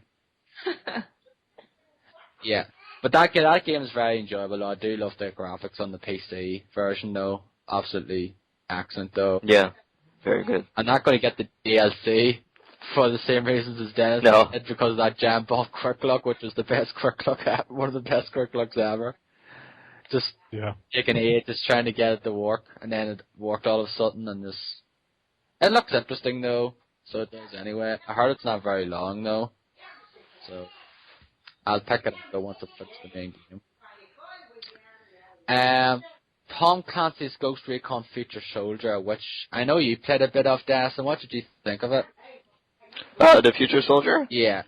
Well, I played maybe maybe an hour of Future Soldier. I mean, it's Ghost Recon. It's pretty much it's the same thing as the other Ghost Recon games.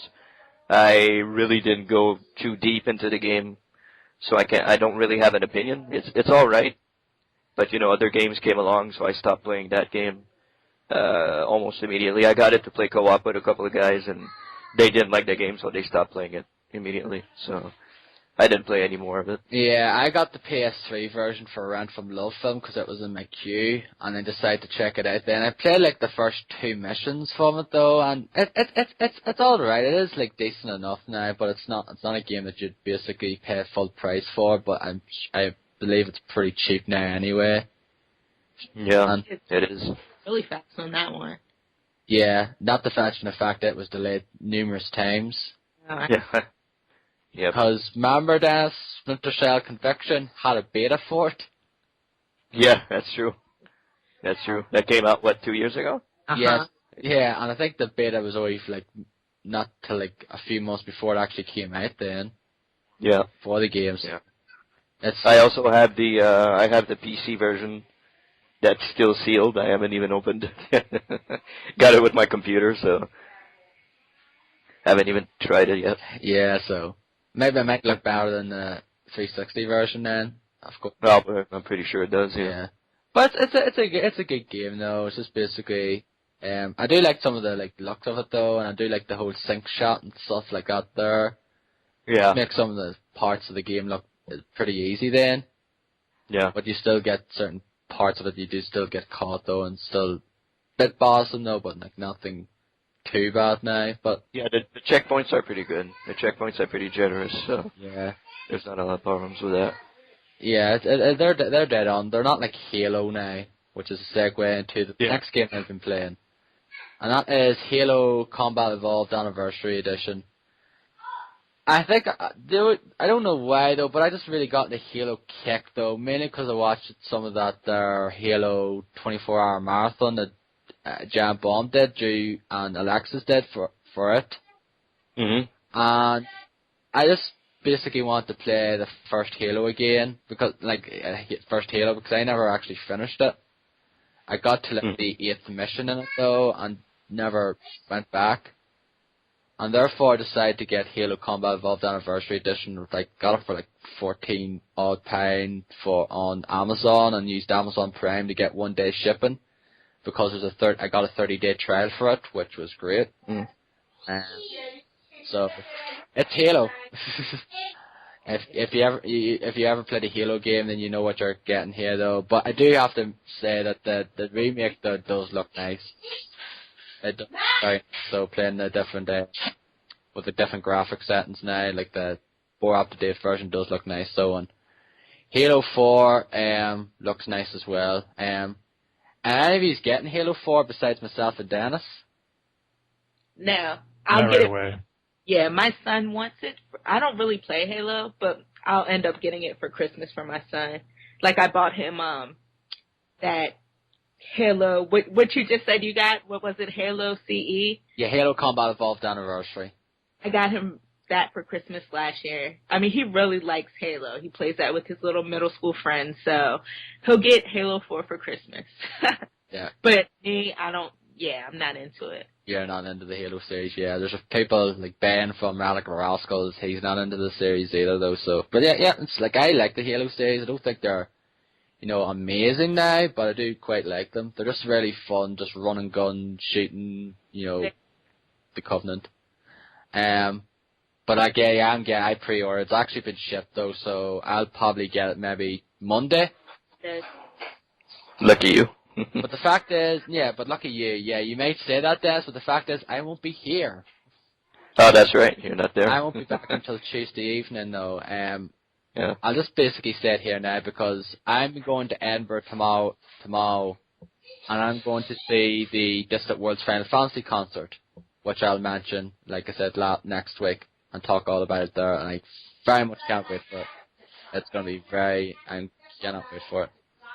So I'll talk about it there next week though, and I'll be there for 2 days, so by the time I come back, I'll have Halo all set to go, and then basically start co-op with yourself then. So don't start without me.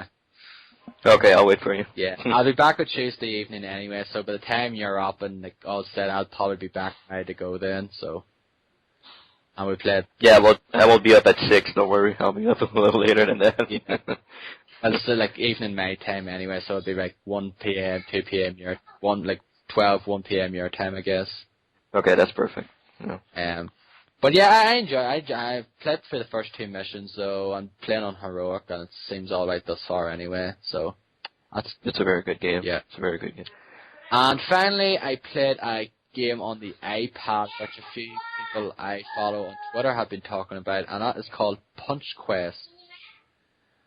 And it's one of those. It's free. I don't know if it's still free now, but it's one of those free iOS games now. I don't know if it's on an Android device now. I assume it probably is.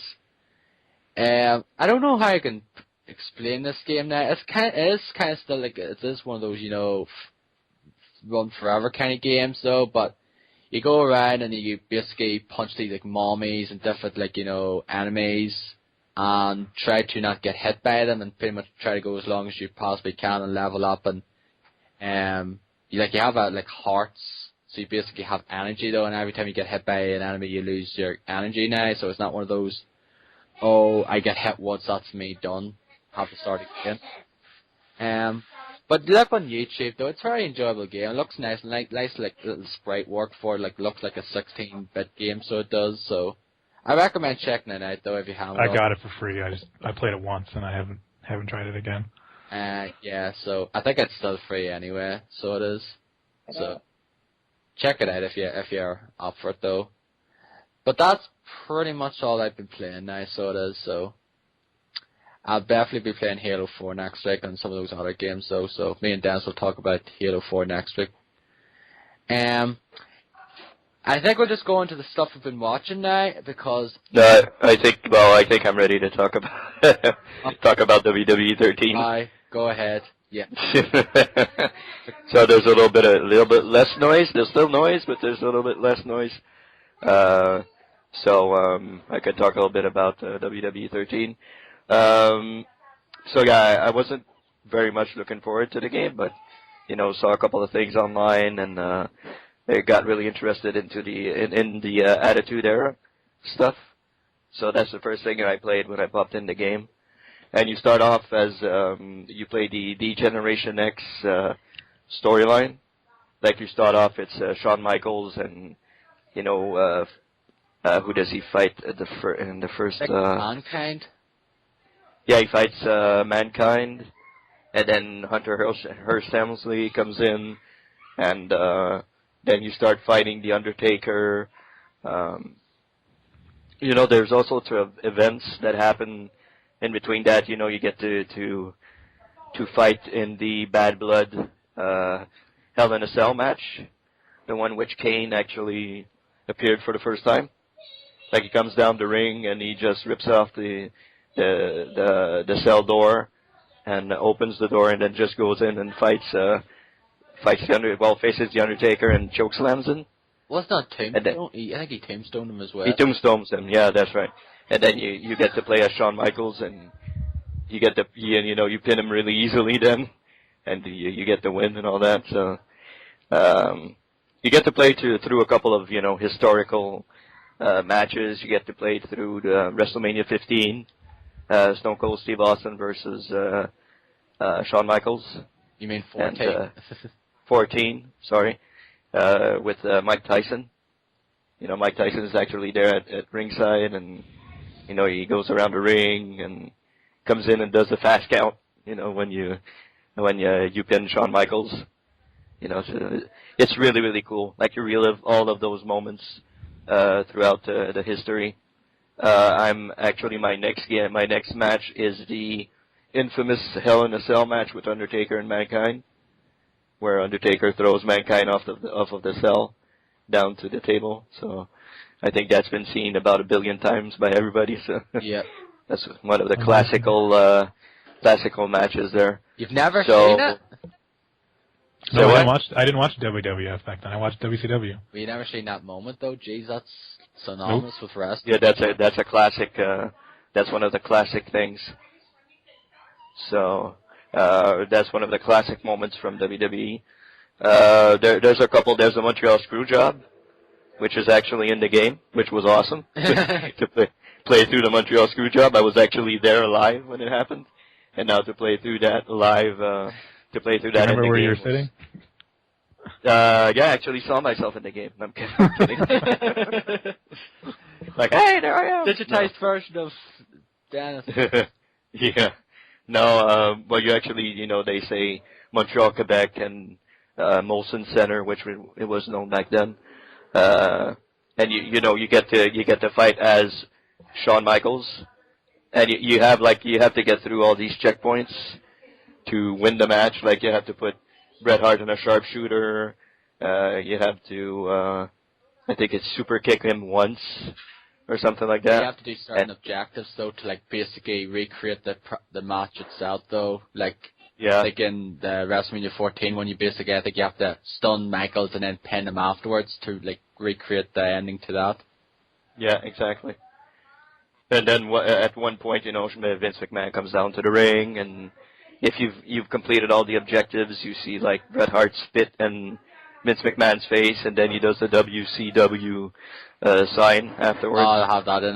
So- That's pretty cool. Yeah, it's pretty, like it recreates pretty much everything. I cannot wait to play it though. That's pretty much the main reason why I got the game, because of the attitude era mode, and a lot of people have said that mode is awesome in it. Yeah, it's pretty cool. Like you pretty much relive, and they take like audio clips from that day, and they like put them in the game, so you get the real people talking. Like there's going to be some commentary on a match, and you have Stone Cold Steve Austin and Vince McMahon there, and they're doing the commentary with JR and King. It's really good. It's really, really good. Like they really did an excellent job of recreating that. I'm really loving the game. Being the big wrestling fan that I am, and loving the Attitude Era, going back then and going back to those matches and actually playing them out is really cool. Like it's really, really fun. There's one thing that doesn't really gel well, is that the ring announcer is one of the current ring announcers. Yeah, it's not Howard Finkel then. Yeah, that's kind of yeah. It's not Howard Finkel, so that kind of takes away a little bit from it. And they could have at least put Gillian Anderson or something like that, but not Gillian Anderson. Lillian Garcia. Garcia. But what she did didn't. X-Files does? Okay. I was going to say, what? No, Lillian Garcia, she didn't start till like 99 anyway though, so I know this goes up to March. I think it goes up to WrestleMania 15. I think that's where it ends.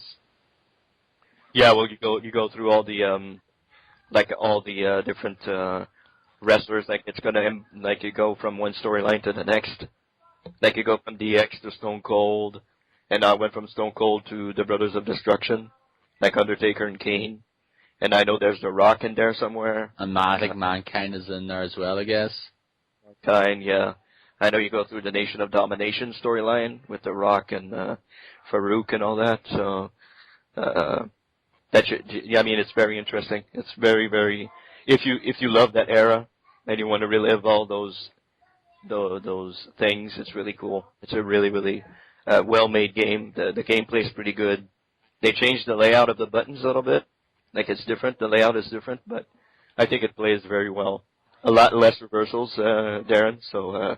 Oh, so they changed the button input as well. Okay, I just want to see what that's about now, because like that was another problem I had with 12, like that and the reversals. So if they fix those problems, I think I'm all set then. Yeah, I think I'll enjoy it. I think I'll pretty much love it. I played a little bit of the Universe mode, where it's current WWE superstars, and played a little bit of that. But the commentary in that mode is absolutely god-awful. Like, it's really, really god-awful. It's bad as hell. Like, I usually mute when I'm playing that part, so... Can you not, like, turn the commentary off? So that's one of the options I wish they can do, because, like, I'd rather just play the match. Like, I like to still have the, like, the sound of the audience and all that there, but I'd just rather them just turn the commentary off, like, because it's nonsense anyway. Yeah, they did a really good job with the fans in the attendance. Like if you're playing as The Rock, like you'll hear people go Rocky, Rocky. Like it's really like a real match feeling, like if CM Punk is there, CM Punk, it's really, really, really good for that also. But yeah, the what was that? The Universe mode is pretty much the same thing, except they tweaked it up a little bit. You get better storylines throughout the attitude. I usually sim all the matches. Like I just want to see how they work, how they play out. I know Darren, you found that a little bit crazy, but I just like simming everything and. But how long do the matches last for now? That's what I'd like to know. Well, it's AI matches, so it's like if it's AI versus AI, it's pretty much some AI will lay down. And the other AI will watch him just laying there and not do anything. Like he'll stand there for about 2 minutes and just not move or not do anything. Yeah, so basically they're still brain dead, I guess. There's still problems if it's AI versus AI, but if it's, you versus the AI, everything's pretty good. I'd rather just do it rather than watching AI characters because the match could like last for like longer than it should.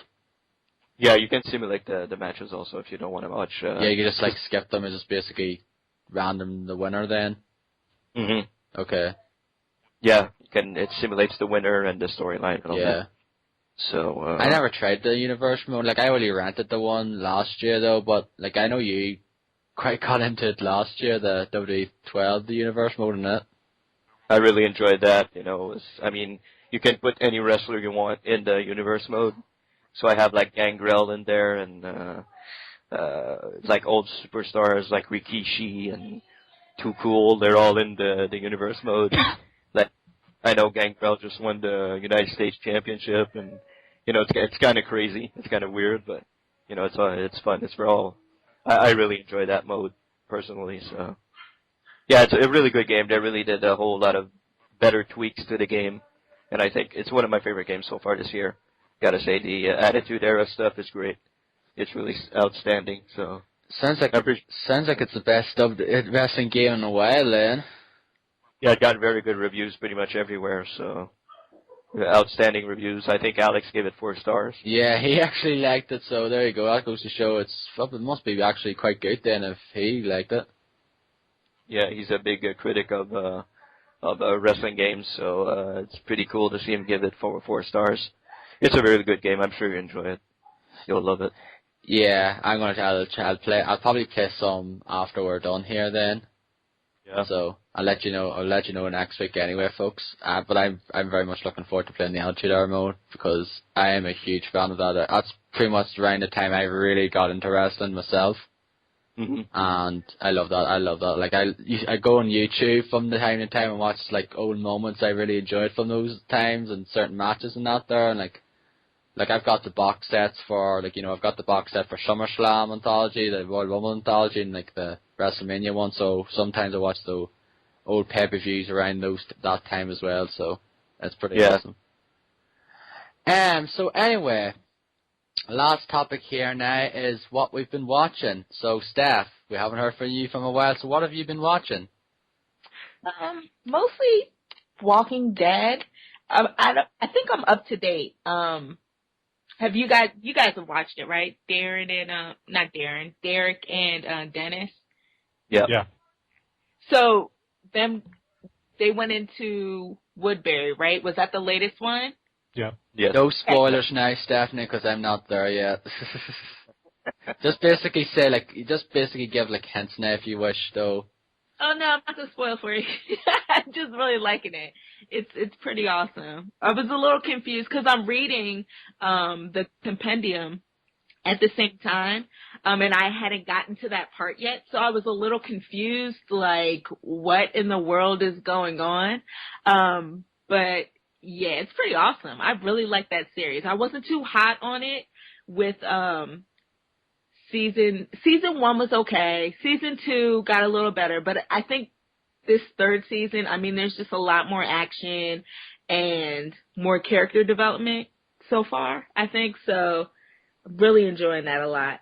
And I'm also watching Law and Order SVU. Like I'm going on an SVU marathon. My husband actually came home a couple weeks ago and he was like, yeah, I was flipping through the channels and this was good. And I sat down and watched it with him and I'm like, man, this is such a good show. I never really watched any Law and Order shows before because, I don't know, to me, old people always watch Law and Order and realize that there are so many different versions of Law and Order. Yeah. So, yeah, this is it's really interesting. All of the cases revolve around like sexual offenses and stuff like that. I know it sounds kind of creepy, but it's actually really interesting. So yeah, those are the 2 things I've been watching. I don't really watch too much, which is a shame, but Walking Dead and SVU have definitely been in the rotation for the past like 4 weeks. So yeah. My mother loves Law and Order, so she does SVU. She pretty much watches that a lot, so she does. awesome. I mean, my grandmother used to watch Law and Order, so like that's why I was like, oh man. Every time I was over there, I was like, oh, do we really have to watch this again? And then like, you know, it's just really boring. And this is something totally different. I mean, they're out in the streets, they're collecting evidence. I mean, it's a great show. Really enjoying it. Is that the one with LL Cool J? No, it's the one with Ice-T, you mean? Ice-T. Ice-T, yeah. Okay, yeah, Ice-T. Yeah. Yeah, and he's surprisingly a really good actor. Like, I was like, wow, okay. Yeah. It's kind of weird to see him do that. Oh, great. That's awesome. So, yeah. Yeah. It's a really good show. And they're all on Netflix. So, like, whatever we don't catch on, like, reruns on TV, we've been watching it on Netflix. So, it's been interesting. There's like 200 odd episodes of SVU on Netflix. Yeah. A lot of catching up to do. But, yeah, that's about it. Yeah. I just wanted to ask you, you said you were reading the comics of Walking Dead? What's that? You said you were reading the Walking Dead comics? Yeah, I am. How far are you in that? I have the compendium, so I don't know. It doesn't go by, like, issue, but I've reached chapter 4, and that's, like, the part where, okay, sorry, Darren, I'm not going to Have they gotten to the farm, or? No, I'm past it. There's a lot of differences. Like, the part that I'm at now, the part that I'm at now, they just saw the helicopter fall. Oh, okay. Yep. Yeah, so, yeah, that's where I'm actually, I got somebody at work, one of my coworkers, into the comics, and I've lent her the first 3 hardcover books, which is the first 36 issues, and she's, like, just where you are in the comics right now. Like, honestly, if you guys haven't read it yet, like, I know, Darren, you were talking about it last week. And Dennis, I think you said it too. You guys wanted to get into it. You totally should. I mean, if you like the TV show, you're going to love the comic. The comic is so much better. Everyone says that. Pretty much everyone says that. Just like, yeah, the TV show's good and all, but like the comic book's just 10 times better.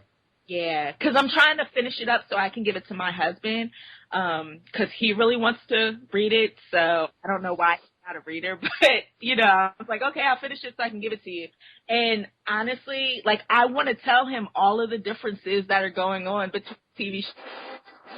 I really wish that they kind of would have stuck I don't know why they veered so far away from, I don't know. I know, you know, movies do that a lot, but yeah, like TV shows and like movies do adaptations. So, like, I'm sure Game of Thrones is the same way. Like, if you had the book of it, I'm sure that there's a lot of differences in it as well.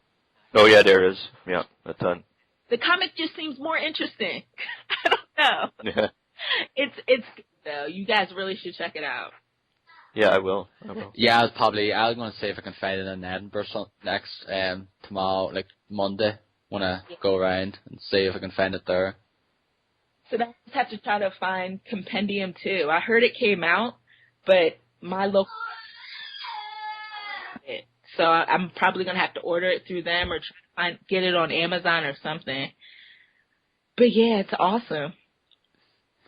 Yep, there's another thumbs up for the Walking Dead comic books. Me and Dennis cannot get away now. We have to get it. Yeah, no choice now. Yeah, and the governor in the TV show is a pussy compared to the governor in the comics so far. I haven't got that. I just saw, like, they just came up onto the sign that says Woodbury and, like... You're almost there. Yeah, you're almost there. I'm almost at that part. I'm so excited. But, yeah, no, I'm excited about reading the rest of it. Yeah, that's good to know then. So, Derek, you seen the film this week, which... I know a lot of people are looking forward to seeing though, and unfortunately for us here in the UK, we don't get it till next year, which I'm still annoyed with. We don't get it till February, like I mentioned last week, and that is Wreck-It Ralph, isn't that correct? Yes, I saw an advanced screening of Wreck-It Ralph on Tuesday this week, and this was another one where they confiscated cell phones, and you had to go through a security thing. You know, they waved you with this little wand to see if you had, I guess, a cell phone or like a weapon or something. Who knows?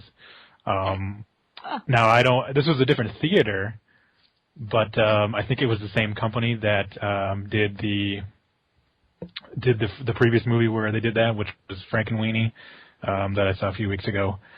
So I mean, I was prepared for that, but it's still pretty annoying that you have to go to, leave your phones in the car, and if you don't bring like a reading material or something, it can be boring when you have to get there really early in order to make sure you get in spot in line because they overbook all the screenings. So in any case, we saw the movie. It was in 3D. And I will say I wouldn't recommend seeing it in 3D if you have the chance. I didn't see anything that was really worthy of 3D in there. It felt like they just kind of threw it in just because they can and because they can charge more money for it. 3D is I don't know what the point of 3D is nowadays. Now people just say, "What's the point of it?" Yeah. But the movie itself is really good. I thought it was a Pixar movie, but I guess it's just a Disney movie. It's really fun. It's really colorful and really animated, really exaggerated. There's a lot of cameos from video game characters, which if you've seen the trailer, you've probably seen a bunch of the cameos. There are others. I guess I was expecting more of that, but that's not exactly the case. I'm not going to really spoil anything about the plot at all. Just the basic idea is that the main character, Wreck-It Ralph, he's the bad guy in a game called Felix Fix-It, and he doesn't want to be the bad guy anymore. So he's trying to, change his ways, I guess, and he wants to be recognized as the good guy for once. So, without going into spoilers, that's pretty much the basic plot.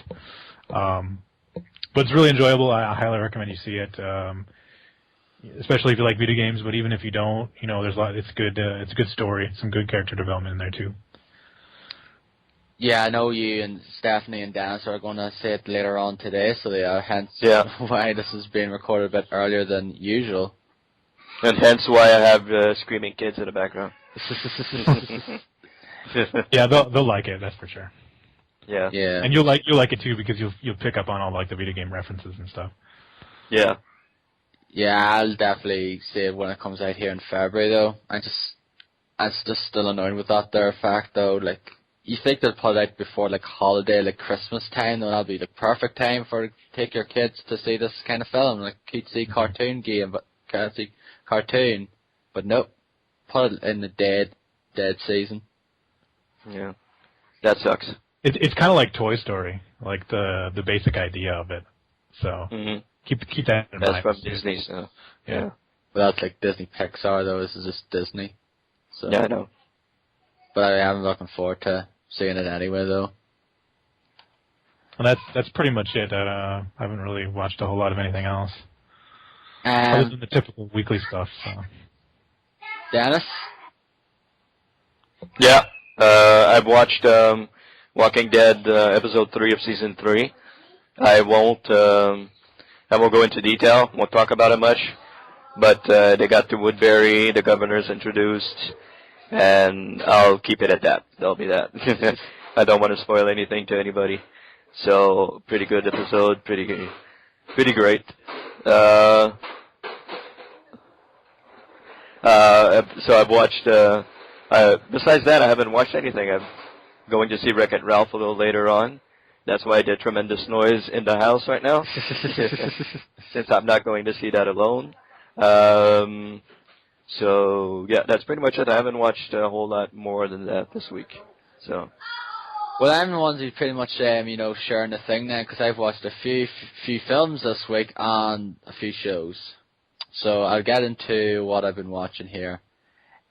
Walking Dead, episode 6 and 7. So I watched the end of the first season, and I watched the first episode of the second season, and the first episode of season 2 was quite good. The end of it was pretty surprising to see what happened there. So it was. Now, the thing I said, like I said last week now, I like it now, but I'm just not loving it though. But I'll probably pick up the comics, and I'm probably sure it'll be better there than the TV show is anyway. True Blood Season 5, which I know Steph has watched in the United States. Isn't that correct, Steph? I didn't get a chance to watch Season 5 because that came on over the summer. Oh, right, you haven't watched it yet then? So I haven't seen season 5 yet. Okay, so you're waiting on the box set, I presume? Well, I do have HBO Go, so I can watch it, but I just haven't gotten around to watching it yet. I don't know what's holding me back. I don't know. I don't know. I'll probably watch it around like Thanksgiving or Christmas time where I can just do a marathon and watch them all at once. Yeah. Yeah. So yeah, I've been watching it though because it started here like not too long after it ended in the States now. So we got it in September though. So I think it's 5 or 6 episodes in now, and it's quite good though. There's a certain character that comes back from a previous season. Oh really? I'm not going to spoil it there now. There's if you know Christopher Maloney in SVU. Uh-huh. He's in season 5 as well. Yeah. So he's in a few episodes of it though. So it's a few just a few little recognizable faces there. So there are though. But yeah, season 5 is really good though. In fact, I just really do like that show a lot though. Like I watched it here when it came on Channel 4 here back in 2008, 2009 though, and really do enjoy that show now. Like you read the novels now, or some of the novels, didn't you, Stephanie? And I think they're quite different to what they are the series, isn't it? Not that much. I only read the first 3, and they're a little different. But that's a really awesome TV show. Yeah, I'm just glad to have someone on for once who actually watches it and likes it myself, because Dennis and Derek, no interest whatsoever. There's a lot of people that way in the series because, I don't know. I know I have a coworker, the guy in his 30s, and he says that it's basically like, but on it. And I'm like, wait a second, you haven't watched the whole episode because that's not what it's all about. I think the writing is done really well. I mean, it's funny. It's a funny show. Yeah, there is some humorous moments though, and like there is definitely it's not like just the one Thor storyline. Like in this one, for example, there's like 3 or 4 different kind of sub stories rather than like you follow different characters. Like Suki has her own storyline, Bill and Eric have their own storyline, and it's just very interesting though this series though, and I'm enjoying it a lot though. Like I really liked season 4. Right. Yeah, season 4 was really good. Season 3, I thought it was okay up until like the last few episodes. That where she was first like a fairy? Yeah, and like Russell Edgington was there. But like when she became like a fairy, like when she first discovered she was a fairy, and then like Russell Edgington was introduced and that there, and but like I didn't get good until like the last few episodes. So, but like I really love that show though. Just some of the characters are very entertaining though, and just very I just really can't explain it though. But like I liked it. I know like I thought you've watched season 5 though, but if you haven't watched it, I'm not going to spoil anything for you then. No, I'm going to watch it in a few weeks. Once I get some time, like around Thanksgiving or Christmas, I'll definitely sit back and watch that and Breaking Bad because I heard great things about that too. Yeah, Breaking Bad. I'm probably going to start watching it during the vacation because I've heard great things about it. So, got to start watching that now. Yeah, I've watched the first 4 seasons, and it's very, very good. That's another thing I have to think. Like a lot of people recommend The Walking Dead, comic books, so, and a lot of people recommend watching Breaking Bad. And I have to watch. It's on Netflix anyway. It's the first 4 seasons, so I'm gonna have to watch it and see what I think. Yeah, I watched the first season, and that was really good. And I heard it only gets better from there. So they're on season 5 now, right, or something like that. I think season 5 finished, didn't it? Yeah, it finished.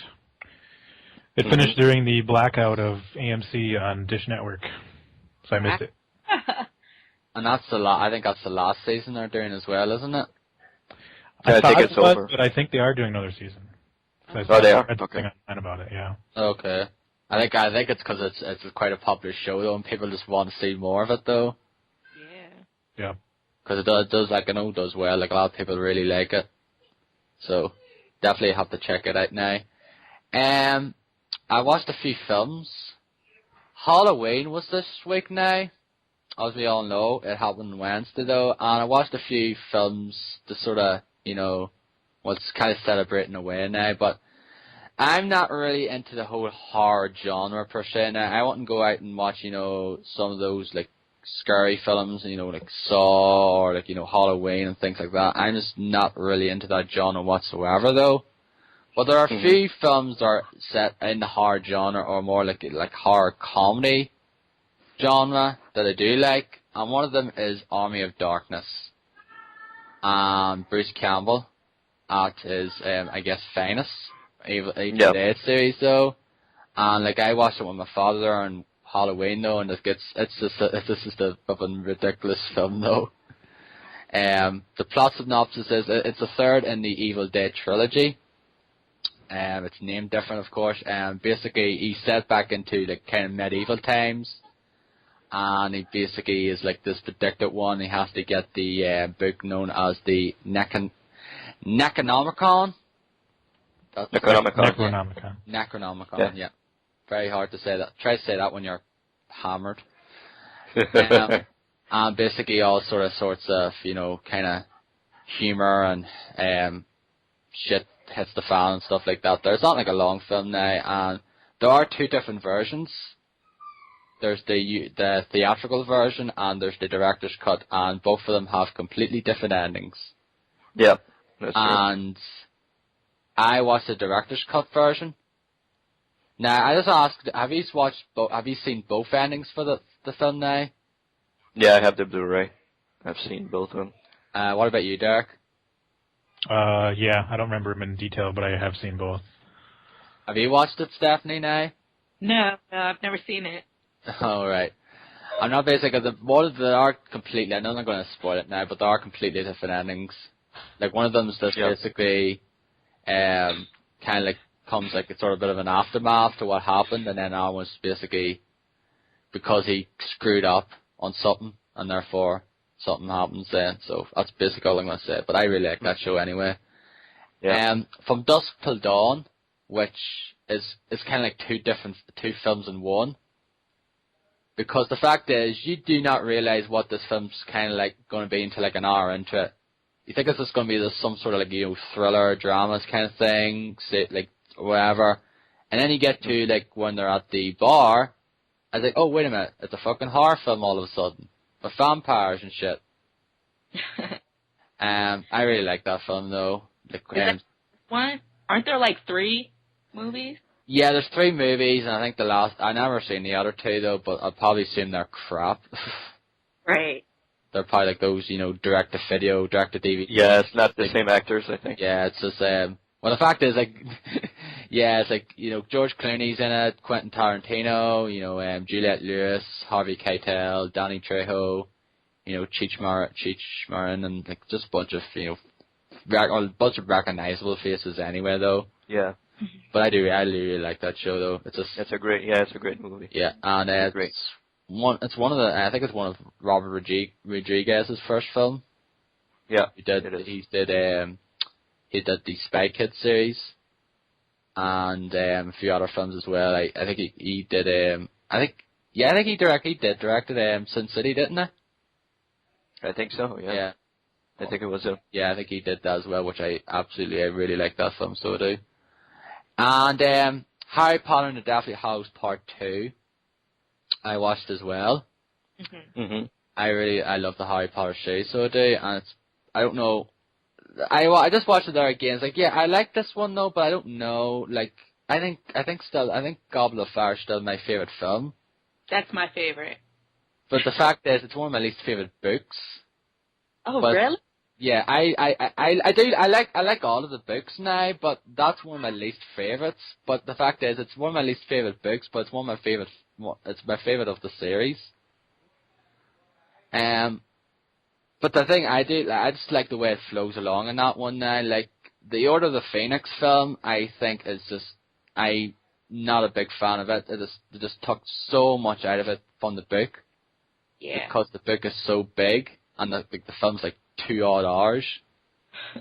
It's just, I remember watching it in the cinema though and just really liking it then, but yeah, I just like, you know, watching it again, I was like, yeah, okay, it's not as good as I thought it was. Like, this is Order of the Phoenix, but Deathly Hallows Part 2, really do like though. It's just basically a visual spectacle. Because it's great. I love that movie. Yeah. I really love that movie. And like definitely Hollows is my favorite book now, and I think the two parts I think they did justice now. Mm. Like I really do like the books and the films. So you then I know I think Steph, you've read all the books now. Dennis, you've never read the books, have you? No, I haven't. No. Yeah, you should. You should. Mhm. That's a whole lot of stuff to read, my friend. You think about it now. Walking Dead Compendium.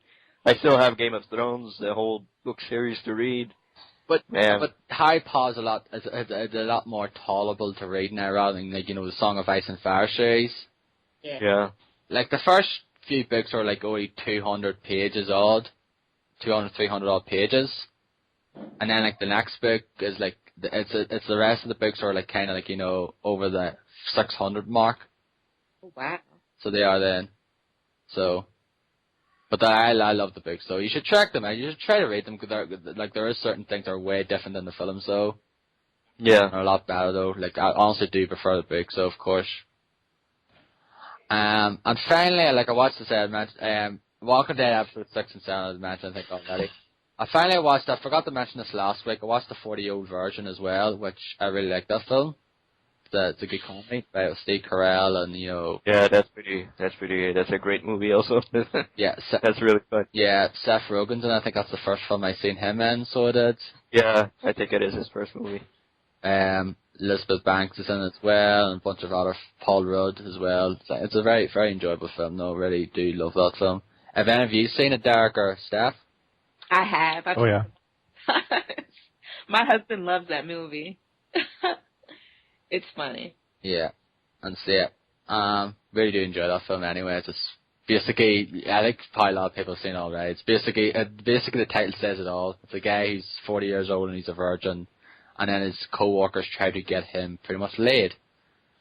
It sounds silly, the plot, though, but it's very good, though. There's some humorous parts in it, though. Did you know that the part that he gets his back waxed is actually real? It's actually true? I think that would be the case, though, because those hairs were not put on. That was definitely authentic hair. Yeah, that's actually his real hair that he gets waxed. Wow. Yeah. I've never gotten waxed, though, but I really would like to try wax. I like to see, try to my legs waxed to see what it is, if it is really as painful as some people claim it is. I can imagine that it has to be excruciatingly painful.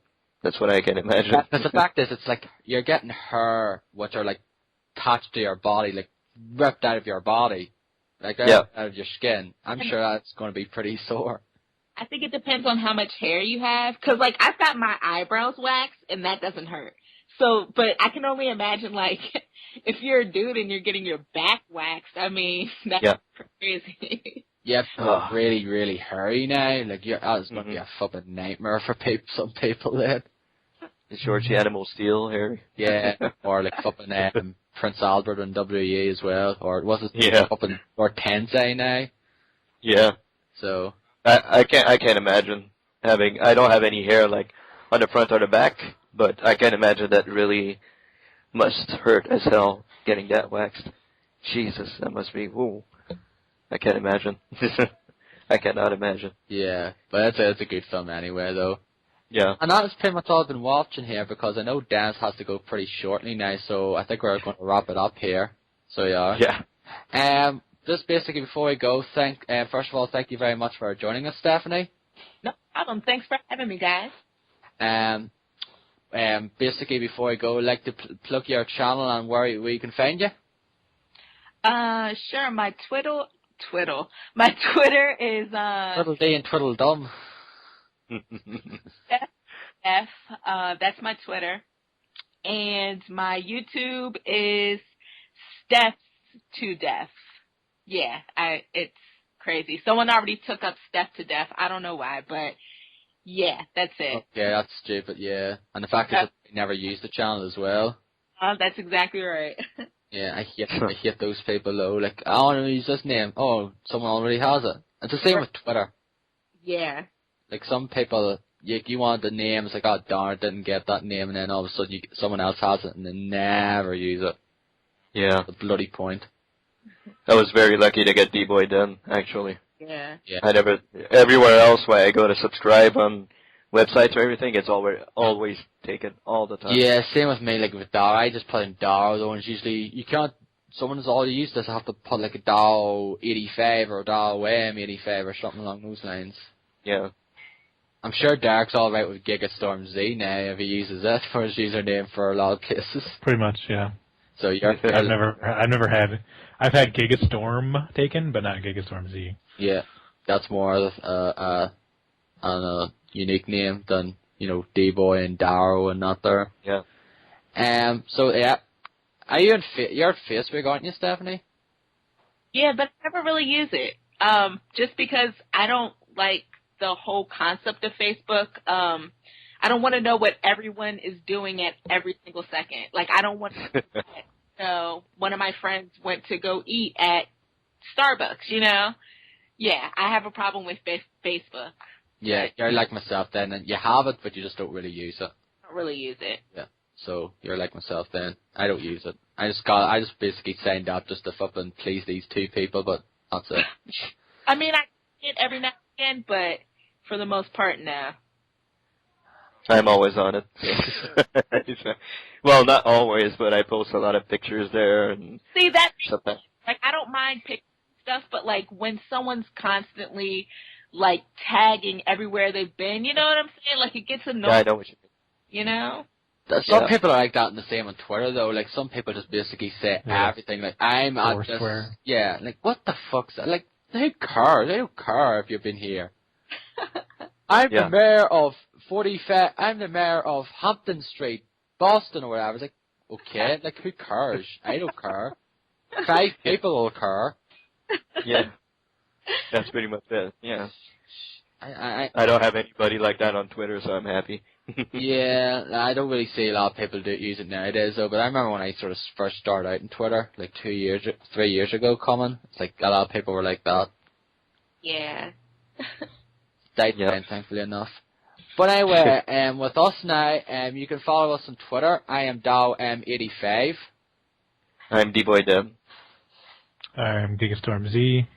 And you also can follow the United Gamedom podcast channel, which is at United Gamedom.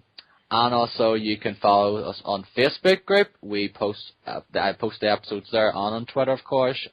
And just basically another news stories and, you know, whatever, you know, tickles your fancy as well in terms of gaming stuff. Yeah, we need to get the question of the week going again. Yeah. For a while. We haven't really thought of thing one. We'll probably do one next week then. Just haven't really come up with one this week now. But you can also follow us on Facebook, like I said, United Game Podcast Group there, and you're also going to email us at unitedgamedom@gmail.com, and you can also find the YouTube channel, United Gamedom podcast there, which is all there. All the info is there as well, and also subscribe to us on iTunes.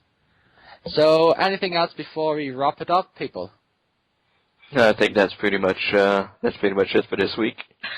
Okie dokie. Yep. I was going to ask you if you have that cat still, but I know Dennis has to get going, so. Oh, you can ask. I completely forgot to mention the cat. Did you name him like I told you to name him? No, I didn't name it. I thought you were going to say, oh, sex now. But that's what I wanted you to say, so. That'll be just weird. Come here, oh, sex. Come here, oh, sex. It'll be funny. It'll be hilarious for me, though. Yeah, for you. You and you only. Yeah. I'll actually talk about it next week. I completely forgot. I'll just completely slipped my mind. So I'll mention it this week. I've sort of, kind of have a cat in a way. But I'll leave that till next week anyway. But anyway, thank you. Do you have a cat or don't you have a cat? Is it there or is it gone? It's not there at the moment, though. I just basically keep it for the day and then just basically let it out. So I kind of, in a way, I have it, though, sometimes. But it actually hasn't come at all today, so I know. Yeah, I hope it come back? It's come back every day, though, so it has. And I feed it like cat food and milk and that there, so. I really hope for you it's not a female and she comes back with a belly. That's what I was thinking. Female. It is what? It is a female. Oh, well, good luck with that. If it is pregnant or whatever, it's like, yep, no, I'm not taking care of it. It is. Gonna have a litter, and you're gonna have like 15 kittens going around your house. That's the reason why I had to get rid of my old cat like 20 years ago. Like, my old cat Sudi had kittens, and we had to let them go because we were moving. This is one before I moved. This was around the time before I moved here, where I'm at the moment.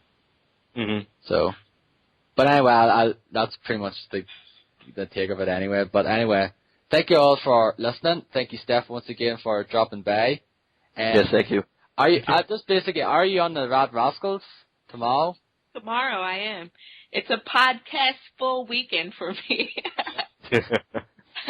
Yeah, I'll be on That's cool. Rascals tomorrow. yeah. No, and just basically put away 3 hours of that if you want to listen to it now, because they go very long. They do. Still waiting for my invite to go on that podcast. Yeah, just basically set aside 3 hours, Dennis, and you'll be all right.